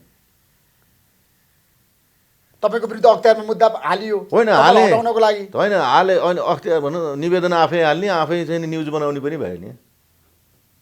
निवेदन हाल्दैमा न्युज पनि बन्ने रहेछ नि त, गराउनु। अब मैले तपाईँले भन्नु तपाईँको सदास्यता म माथि यहाँ आउँदा म त प्रहरी महानिरीक्षक सबैको हो नि। नेपाल प्रहरीको महानिरीक्षक भनेर त जनताको राष्ट्रको सबैको होइन र, सरकारले डराएको मान्छे आइजी भएर राखेको होइन, नियुक्ति गरेपछि म सबैको हो नि त। नराम्रोमा गर्नुहोस्, कोही इस्यु बेसमा गर्नुहोस्। 22 महिनामा तपाईँले हटाउँछ अरे मलाई त हेर्नुहोस्, मलाई किन तनाव हुने? म जसरी आइजिपी नियुक्ति भए त्यही काम गरिरहेको छु, त्यसै नै कुरा छ सरकारको। मैले भने त सम्मानीय प्रधानमन्त्री उसँग त्यही कुरा छ, गृह मन्त्रालयमा त्यही कुरामा कन्भिन्स छ। घटना घट्दाखेरि पनि तपाईँलाई तनाव भएन? के घटना घटेर गर्न कहाँ गएको छन् भन्नु न? न गुन्डा छ, न अपराधी छ, न टाउको उठाएको छ, न तस्करका दिन्छन्, न दलालीका छन्, न बिचौलिएका छन्। के चाहिँ छ यहाँ ल भन्नुहोस् त मलाई ल अनि कसरी घट्छ गुन्डा राज्य अन्त्य भयो हाम्रो देश कहाँ छ त कोही गुन्डा उठाउन देखाउनु भएको छ दीपक बनानाले उहाँ सांसद भएपछि गुन्डागर्दी गर्नु गुन्डागर्दी कहाँ थियो म हुँदा कहाँ थियो गण्डकी प्रदेशमा गर्नु भएन अस्ति अनि समातिएन कुन सांसद गुन्डागर्दी गरेर छोड्छु छोड्या छ छोड्यो अनि छोडियो भन्नुहोस् न क्लियर भन्नु कहाँ छोड्यो त्यस भए गुन्डागर्दी गरेर खानेको दिन गयो अब नेपालमा मैले त सुरुमै भनेको थिएँ म बस्दा त मेरो युनिटमा त्यही नै भन्थेँ गरेकै हुँ नेपालभरको अहिले हेर्नु त कुन ठाउँमा उठाएर गुन्डागर्दी कुन ठाउँमा चाहिँ दलाली कुनमा चाहिँ तपाईँको के अरे टेन्डर सेन्डरमा गएर चाहिँ गरेको कहाँ छ ल मलाई भन्नु त मैले त ओपन सबैलाई भनेको छु ल भन्नुहोस् भनेर तर अब तपाईँ मैमाथि नै खाले अब भन्नु न कसैले रिस गरेर अनि यहाँ त हामी कहाँ काम गरेर राम्रो भन्ने पनि रिस गरेर देखेँ कि मलाई भन्नुहोस् न आज ल यतिका वर्षसम्म काम गरेकोमा मैले कुन चाहिँ ठाउँमा चुकेर गएको रहेछ तपाईँले 30 वर्ष काम गर्नुभयो नि नेपाल पर हजुर तराईमा मधेसमा हेर्नुहोस् त्यहाँ कहाँ डाका लाग्यो छ लागेको छ तपाईँ पनि चित परिचित हुनुहुन्छ त्यो धेरै आउँछन् त्यताबाट सुन्नुहुन्छ एउटा कार्यक्रम पनि गएको थियौँ नि हामीलाई उता आउँदाखेरि बोला त्यसमा तस्करीको भ्रष्टाचारीको गुन्डाहरूको डाकाहरूको दिन गयो अब नेपाल गयो त छैन दुई नम्बरी गर्ने मान्छेहरू अब समाजमा रहन सक्दैन टिक्न सक्दैन टिक्नै हुन्न हुन्न भन्ने हो मैले अहिले प्रहरी महानिरीक्षक भएर भनेर त मैले त्यही नै गरेको छु हाम्रो देशमा दादागिरी गर्नेहरू मान्छे पनि छ नि धेरै तपाईँलाई थाहा छ नि पोलिटिकल दादागिरी को दादा राजनीति रूपमा छ नि संरक्षण लिने काम गर्ने आर्थिक रूपमा लेनदेन गर्ने पैसा उठाउने खोइ यता कता छन् मेरो कार्यक्षेत्रभित्र पर्नेको दादा बालुवा कसर उद्योगहरू सञ्चालन गरेर प्रसरमा नि अस्ति हेर्नुहोस् हामीले स्पष्ट त एउटा राखेको छौँ मिटिङमै भनेको छौँ प्रहरीलाई ल्याउने कुरा होइन अधिकार दिने अन्त अनि प्रहरीले गरेन भन्न पाइन्न त्यो नि मैले राखेको छु कमिटी बनाएको छ त्यो भन्न मैले पनि राखेको थिएँ सबैजना थियौँ मान्य मन्त्रीहरूसँग राख्दा सिधै बन्द गरेर राख्ने नहुनेलाई चलाउनु नदिने बन्द गर्ने त्यसपछि फेरि मापदण्ड बनाएर जानुपर्छ भने स्पष्ट दृष्टिकोण छ भनेपछि त्यहाँ चाहिँ तपाईँलाई दिएको अधिकार अर्कोलाई दिएको छ भने प्रहरीले गरेन भन्न पाइएन यो कुराको सम्प्रेषण तपाईँले पनि दिनुपर्छ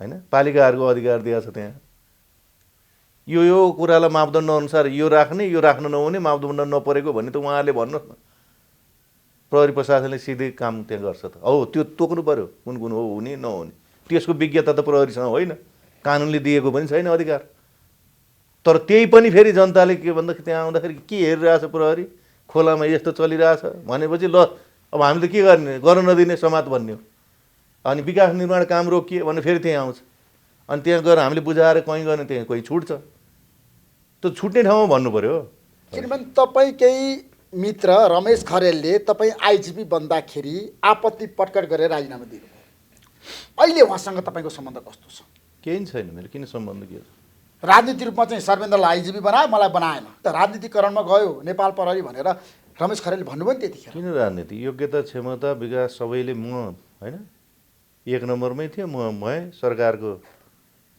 होइन त्यही होइन सरकारबाट जसलाई पत्याउँछ जसले काम गर्छ भन्ने छ त्यो अनुसार भयो बाहिर कसैले के बोलेर के आइजिपी हुन त के हुनुपर्छ अरे राजनीति पार्टीको कार्यकर्ता हुनुपर्छ आइजिपी बन्न त के को कार्यकर्ता हो त्यो गलत मानसिकता दुर्बल मानसिकताको उपज हो त पैसा चाहिने कसले भने पनि सुने मसँग ब्रिफ दिन सकिने अरे 1 सुका दिएको छ कसैलाई कसैलाई मैले दिएर 1 रुपियाँ दिएर कसैलाई भएको छ बोल्ने तरिका हुन्छ बोल्न होइन सुन्नुहोस् न मैले तपाईँलाई अहिले हुन्छ पोलिटिकल पार्टीको समर्थन चाहिन्छ योग्य मान्छे बन्न समर्थन पोलिटिकल पार्टी भने नि सरकार हो नि सरकारमा गर्ने सरकारमा जो छ सरकारले नियुक्ति गर्ने हो होइन सरकारमा विश्वास त हुनुपर्छ कि यसले प्रहरी महानिरीक्षक चलाउँछ गर्छ राम्रो काम गर्छ भनेर मलाई जसरी नियुक्ति भयो त्यही गर्छु खै सर्वेन्द्र खनालले त 1 रुपियाँ दिनु पऱ्यो नि 1 सुका पनि कसैलाई दिया होइन कसलाई दियो त आएर भन्नु नि त मलाई त आँट पनि गर्दैन कसले आएर पैसा दिन्छु भन्नु कसरी भन्नु सक्छन् खोइ त्यहाँ गएर ल भन्नुहोस् त मलाई नि अहिले त्यही यही छ क्या यही कुरा मैले म त किन भनिराखौँ बोलिराखौँ धेरै कुरा काम गरेर जाने यो कामले हो नि स्थापित हुने होइन र म त त्यो राख्ने होला अब तपाईँसँग अब यो होइन यो मार्फत तपाईँले राख्नुभयो सोध्नुभयो पनि त्यसो भए आगामी आइजिपी तपाईँले जसरी अब 28 गतेबाट बिदा लिँदै हुनुहुन्छ, को बन्दै हुनुहुन्छ नेपाली जनतालाई बताइदिनुहोस् अब तपाईँ। अब मैले त्यो यही बन्नै छ भन्ने त छैन होइन, मैले भन्नु त्यो अवस्था होइन। तर पनि तपाईँको पनि रुचि र चाहना हुन्छ नि यो सङ्गठनमा योग्य र सक्षम मान्छे आइजिपी बन्नुहोस्। मलाई लाग्छ सरकारको त्यो चाहना जसरी नियुक्ति भए म त्यही अनुसारै राम्रो सक्षम व्यक्ति, व्यवसायी, त्यो सक्षम व्यक्ति ठाकुर गेवाली हो, इमान्दार व्यक्ति नै चयन हुन्छ, मलाई त्यो चाहिँ विश्वास। अब मैले व्यक्ति यो भन्दिनँ, किन त्यो त त्यो मध्येबाट होइन, डिआइजीहरू मध्येबाट पनि एउटा चाहिँ नि छान्ने होला। तर अब यही नै भनेर नाम नभनौँ। जो जसरी 1 नम्बरमा हुनुहुन्थ्यो तपाईँ आइजिपी बन्नुभयो, हजुर, वरिष्ठ व्यक्ति नै आइजिपी बन्नुपर्छ होइन नेपाल प्रहरीमा? त्यो सिस्टमलाई निरन्तरता दिनु पर्दैन? होइन, यसो तपाईँले त्यसो भए त डिआइजी हुँदाखेरि 1 नम्बर भयो, 1 नम्बर डिआइजी काम गर्न सकेन भने त्यसलाई दिनुपर्छ भन्ने त होइन नि हो त। 1 नम्बर एसएससीबाट डिआइजी हुँदा 1 नम्बर भयो, ठिक, काम अहिले पनि राम्रै गरिरहेछ, व्यावसायिक छ, सबै कुरा छ, गरिरहेछ होइन भने, अरूभन्दा उत्तम छ भने त्यसपछि पाउने भयो नि त। डिआइजी हुँदा 1 नम्बर भयो अनि डिआइजीमा कामै नगरेर ठिक काम गरेन अनि 1 नम्बर छु भन्ने त भएन नि, त्यो त मिल्दैन नि फेरि।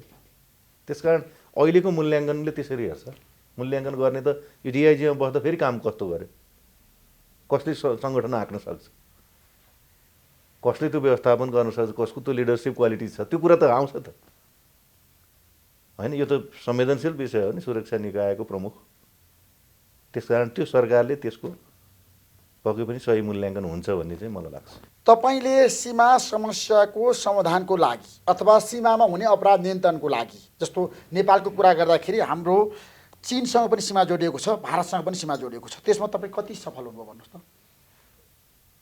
मलाई भन्नुहुन्छ भने त पूर्ण सफल। अब मलाई कहिले कहिले आउँदा तपाईँको त यो टेलिभिजन मार्फत भयो दाबी भन्नुहुन्छ क्या, तपाईँले हेरिदिनुहोस् भन्छु म के भयो भनेर। अध्ययन विश्लेषण मनस्थिति गर्ने छ नि त, जस्तो बाहिर निकायहरूले गरे 4-5 वटाले अहिले रुल अफ ल नेपालमा एकदम राम्रो छ भन्नु। यत्र भिआइपीहरूको चाहिँ भन्नुहोस् न, साउथ एसियन गेमदेखि होइन 23 वर्षपछि चाहिँ हाम्रो होइन सम्मान्य ऊ चाहिँ चाइना राष्ट्रपतिज्यू आउनुभयो, महामहिमज्यू आउनुभयो। सुरक्षाको के कम हुन्थ्यो त? छिमेकी मुलुकको चाहिँ नि होइन भारतीय प्रधानमन्त्रीज्यू चाहिँ आउनुभयो, कति बङ्गलादेशको चाहिँ राष्ट्रपतिज्यू आउनु भएको छ, धेरै चाहिँ नि इन्भेस्टमेन्ट समिट भएको छ यहाँ, एसिया पेसिफिक तपाईँको चाहिँ ऊ चाहिँ समिट भयो यहाँ होइन, बिमस्टेकको तपाईँको चाहिँ सम्मेलन भयो यहाँ, सफलतापूर्वक गरेका छौँ। अहिले भिजिट 2020को त्यत्रो उसमा आएर सुरक्षित छ भनेर सबै चाहिँ त्यो एउटा पूर्वाधार सहित आएको छ।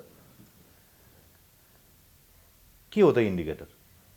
मलाई आएर कहिले कहिले के भएन भन्ने पनि सुन्छु, कहिले कहिले के प्रहरीमा चाहिँ अलिकति के उ भयो, छिमेकी मुलुकको चाहिँ नि होइन भारतीय प्रधानमन्त्रीज्यू चाहिँ आउनुभयो, कति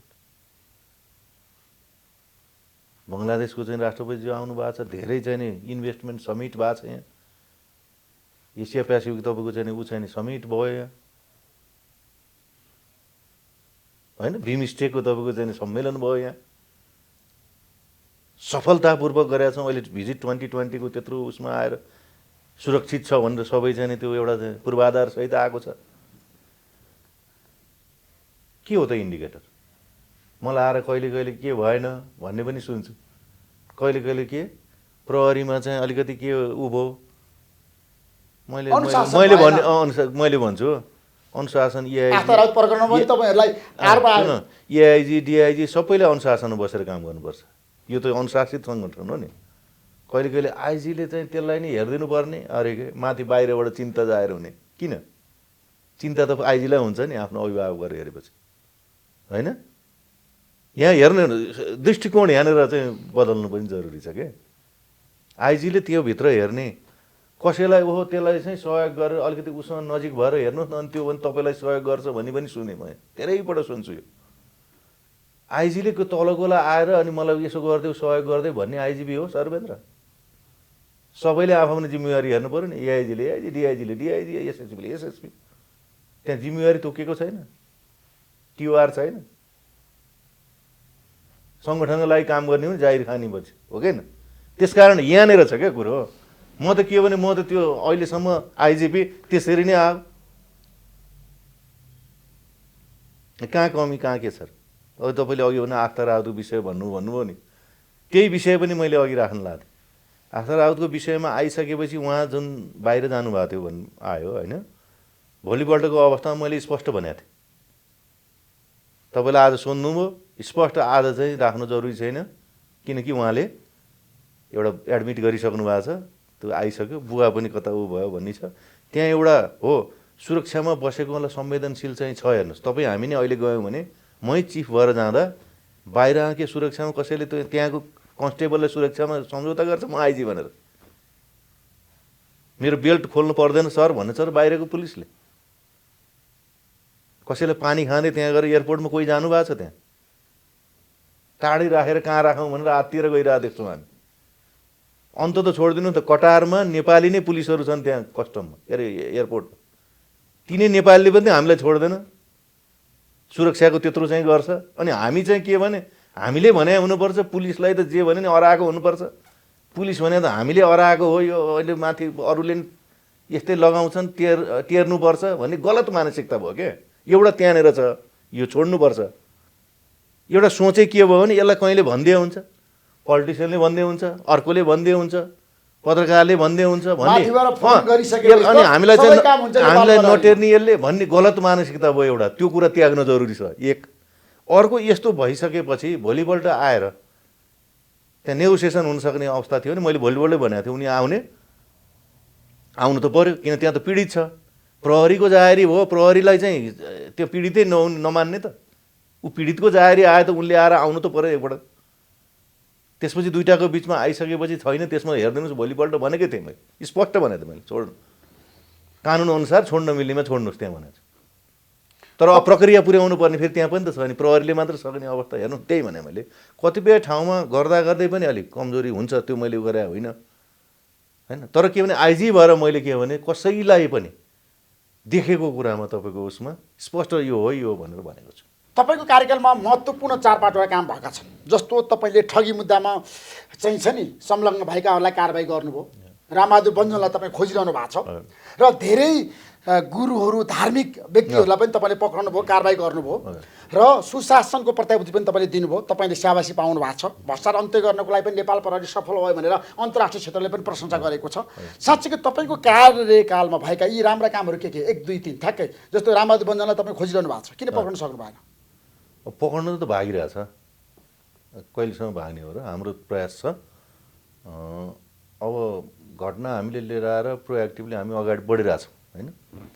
अर्को अब यहाँ मिटर ब्याजको कुरा आयो होइन, धेरै मान्छेहरू मिटर ब्याजहरू भनौँ न, मिटर ब्याजहरू त्यत्रो मधेसमा त्यत्रो किसिमको आन्दोलन भयो होइन, कता कता समात्यौँ, ठुल्ठुला ठगहरू समात्यौँ, नटोलालहरू समातिया छ होइन, ल्याएर कानुनको कटकारामा हालेका छौँ। जनताले त्यहाँ न्याय पाउने चाहिँ होइन सुरु भएको छ। अब सँगसँगै भन्नुहोस् न सुशासनको सन्दर्भमा होइन, ठुला चाहिँ तपाईँका होइन भ्रष्टाचार यसमा संलग्नहरू होइन, यो त तस्करीमा संलग्नहरू, र त्यसमा साँठगाँठ गर्नेहरूलाई छोडेको छैन, लेनादेना गर्ने दिनेलाई पनि छोडेको छैन। करिब अहिले 245 जना त हामीले समातेर जसले दिन्छ पैसा त्यसलाई पनि समाइदिएपछि यो प्रहरीले लिँदैन भन्ने चाहिँ गएको छ होइन। सुशासनको लागि त्यसरी हामी अत्यन्त निर्भीकताका साथ अगाडि बढेको अवस्था छ यतिखेर। र विभिन्न भन्नुहोस् न अहिले चाहिँ नीतिगत कुरामा तपाईँले अघि भन्नुभयो नि, नीतिगत कुरामा पनि हेर्नुहोस् न, यो संहितामा हामी गइराख्दाखेरिमा यसमा यसमा चाहिँ समायोजनका कुरादेखि यसमा ऐन निर्माण गर्नुपर्ने विषयदेखि सबैमा चाहिँ एउटा नेतृत्व प्रदान गरेको छु होइन। त्यो किनभने यो यतिखेरको उसमा संहितामा प्रवेश गरिराख्दाखेरि त्यो बाटो गाह्रो थियो, चुनौतीपूर्ण काम थियो। चुनौतीपूर्ण हो नि हो त यो त तपाईँको चाहिँ, किन भन्दाखेरि सामान्य कुरा कहीँ चुक्दाखेरिको अवस्थामा यसको ठुलो चाहिँ असर गर्छ। नयाँ प्रवेश, नयाँ अभ्यास हो हेर्नुहोस् होइन, त्यसका लागि ठुलो रिस्क चुनौतीहरू छ। यो विषय यिनीहरू भएको छन्, नीतिगत कुरामा धेरै सुधार गर्ने कामहरू भएको छन्। त्यसो संघीय कानुनहरू बनिसक्यो नेपाल प्रहरीको 7वटै प्रदेशमा, त्यो ड्राफ्ट बनेर हामीले पठाएका छौँ। अब त्यो कानुन अब होइन आइसकेपछि, प्रमाणीकरण भइसकेपछिको अवस्थामा पछि प्रदेश चाहिँ नि होइन प्रहरी ऐनहरू चाहिँ निर्माण हुन्छन्, त्यसैसँगको इनलाइन विथ भनौँ न, त्योसँगलाई चाहिँ राखेर प्रदेश प्रहरी ऐनहरू पनि बनिरहेछन् त माधव होइन। त्यही त उहाँहरूको ड्राफ्टको गर्ने चाहिँ उता चलिरहेछ। तर के भने योसँग यसको मकसद अनुसार यसले दिएको होइन म्यान्डेट अनुसार त्यहाँ जानुपर्छ, त्यो कुरा त स्पष्ट राखेको छ। संविधानमा स्पष्ट भएको कुराहरू पनि त्यसमै जानुपर्छ। त्यसले गर्दाखेरि धेरै कामहरूको सन्दर्भमा यहाँलाई भनिराख्नु पर्दा फरार अपराधी पक्राउ गर्नेदेखि लिएर रासो छली गर्ने ठग्ने त्यसमादेखि लिएर होइन ठुला ठुला चाहिँ तपाईँका चाहिँ भन्नुहोस् न अब के भन्ने अब डनहरू भन्नदेखि लिएर मलाई लाग्छ कामहरूको फेरिस्त लामो छ। तपाईँ कार्यक्रममा महत्त्वपूर्ण काम भएको छ, मैले फड्को मार्नु भएको छ। हजुर मैले यहाँ भनिरहँदा के भन्दाखेरि अर्को असाध्यै मलाई लाग्ने चाहिँ तपाईँले राख्नुपर्ने समुदाय प्रहरी साझेदारी भन्ने कार्यक्रम 12वटा थिमेटिक एरियाजमा हामीले चाहिँ पुरै अन्वेषण गरेर चाहिँ रिसर्चहरू गरेर त्यसमा कोर्सहरू बनाएर कलेज स्कुलसम्म सबै पुगेका छौँ र प्रहरी होइन नेपाल सरकारको पहिलो उसमा रहेर अग्रपङ्क्तिमा रहेर काम गर्ने प्रहरी हो नि त, कार्यान्वयन गर्ने। कानुन के हो भन्ने पनि हाम्रा चाहिँ सबैलाई जानकारी हुनु पऱ्यो नि। कानुन नजानेको भरमा कस्टडीमा गयो भने त जीवन बर्बाद हुन्छ। यो विषयमा तपाईँको चाहिँ के भन्दा प्रोएक्टिभली प्रहरीहरू सबै लागेका छन् र सबैभन्दा राम्रो के छ भने प्रहरीमा आफैमा स्वतः एउटा अघि यहाँले राख्नु भएको थियो नि, स्वतः एउटा सुशासन मेन्टेन गर्ने सन्दर्भमा रोल मोडलको रूपमा उपस्थित हुन जरुरी छ। अरूलाई राम्रो गर्नु भनेर जाँदै गर्दा प्रहरी पहिला आफै राम्रो हुनु पर्यो, आफैले डेमोन्स्ट्रेट गर्नु सोच राख्नु पर्यो, पर्यो, सोच राखेर जानु पर्यो। पब्लिक अडिट जानुपर्ने छ। अहिले तपाईँहरूसँग गएर चाहिँ त्यहाँ कुराहरू राख्नुपर्ने छ, क्वेसन आउँछन् त्यहाँ होइन, त्यसलाई त्यो चुनौती चाहिँ लिनुपर्ने छ। यो त स्वतः त्यो मेकानिजम बनाइदिएको छ अहिले। त्यसले गर्दाखेरि के छ भन्दा प्रहरी आफैले कम्युनिटीमा जाँदाखेरि कम्युनिटीका लिडर्सहरूसँग जाँदा सङ्घ संस्थासँग प्रमिनेन्ट उसँग जाँदा त्यो अवस्था छ। र खुसीको कुरो के छ भने हामीले जस्तो योभन्दा पहिला आउँदा मैले जुन प्रहरी महानिरीक्षक लिइरहँदा तपाईँले यो विध्वंसको कुराहरू हेर्नुभयो भने पनि त धेरै ठाउँमा पड्क्यो, यो भयो भनेर त्यही अवस्थामै लिएको हुँ मैले, टेकअप गरेँ। त्यसलाई पनि त नियन्त्रण गरेर अहिले कति त उनीहरूको समूह परित्याग गरेर गएको अवस्था छ। त्यसलाई नियन्त्रण भएको छ। गतिविधि पनि नियन्त्रण गर्न नेपाल प्रहरी सफल भयो। हेर्नु न, सरकारको नीति अनुसार जानुपर्ने सन्दर्भमा पनि सिके राउतको अवस्थामा जुन नियन्त्रण लिइसकेपछि होइन सरकारले एउटा नीति बनायो, त्यसमा अब मूलधारमा आउने विषयवस्तुहरूमा त कानुन कार्यान्वयन गरेर आएका अवस्थाहरू छन्। हामीलाई हिजो कठिन अवस्थाबाट त अहिले सहज अवस्था बनाएको छौँ। सिन्डिकेटको अवस्थामा सरकारको नीतिलाई स्पष्ट साथ त कार्यान्वयन गर्ने त त्यहाँ नेपाल प्रहरी अगर पङ्क्तिमा बसेर गर्यो, सिन्डिकेट तोडियो होइन। तपाईँको विध्वंस गतिविधिहरूको अवस्थामा नियन्त्रणमा आएको छ।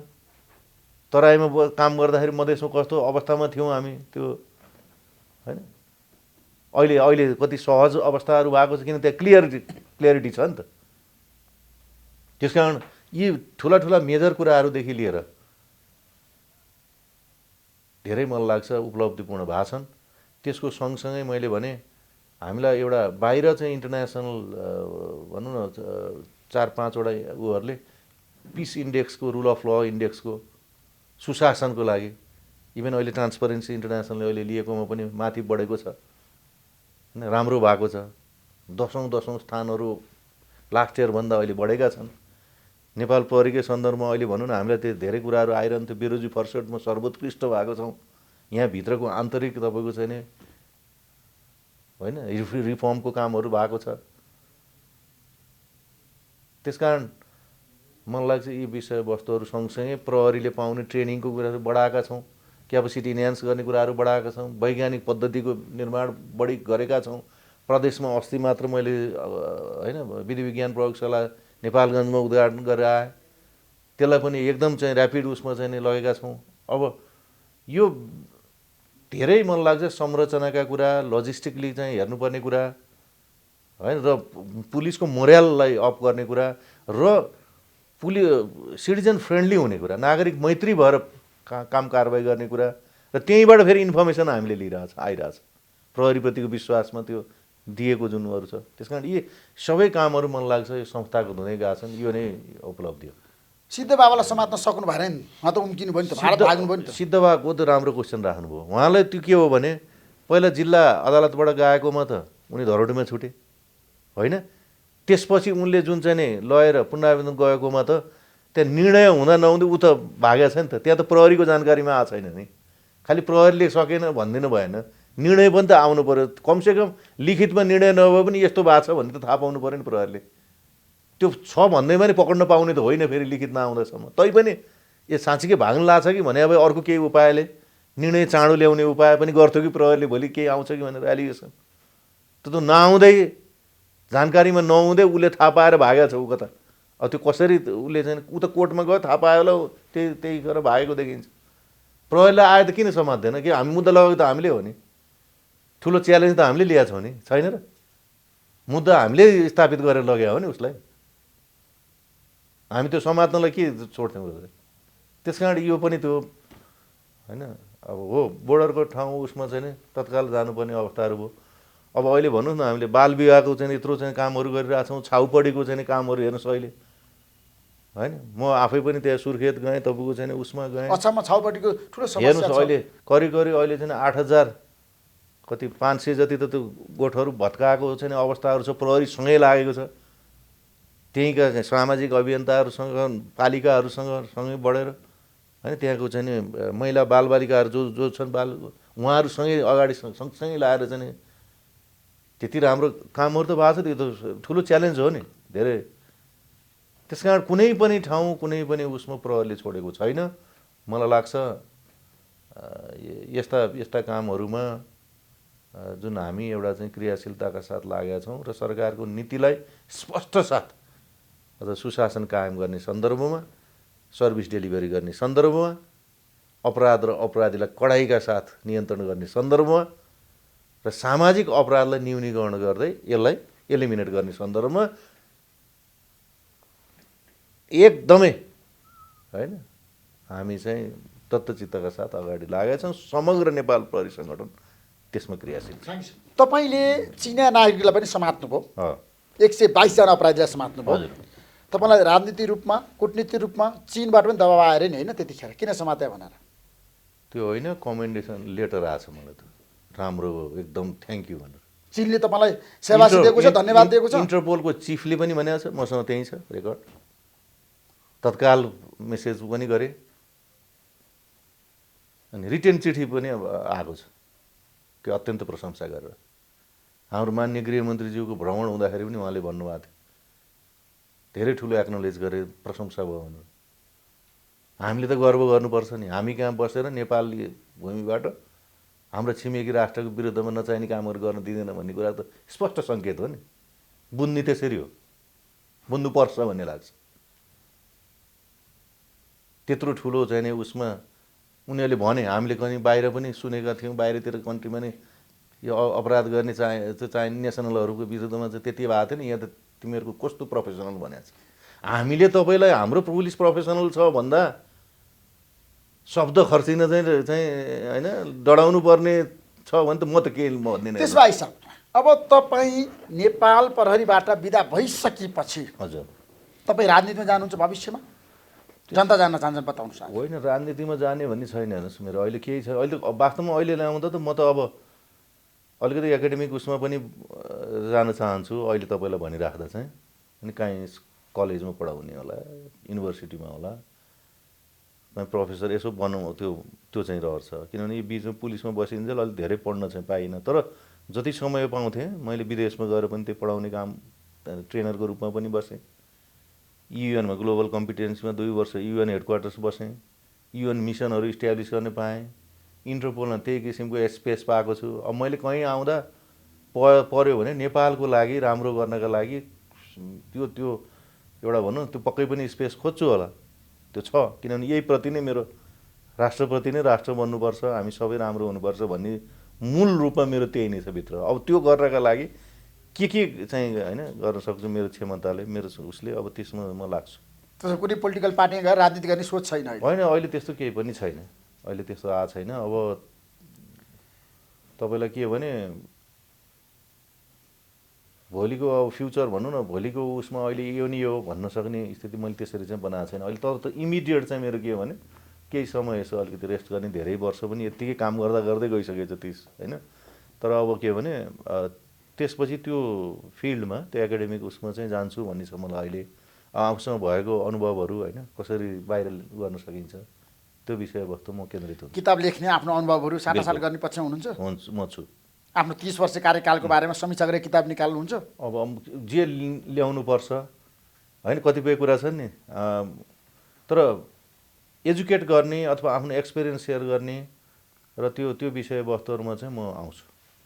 Thank you so much I sir. हस्, धन्यवाद। तपाईँलाई धेरै धेरै धन्यवाद। तपाईँको कार्यकालमा राम्रो काम गर्नुभयो, बधाई पनि दिन चाहन्छु, सफलता शुभकामना दिन चाहन्छु र आगामी दिनमा पनि देश र जनताको पक्षमा काम गरिराख्नुहोस्। हस्, धन्यवाद। हस्, नमस्कार।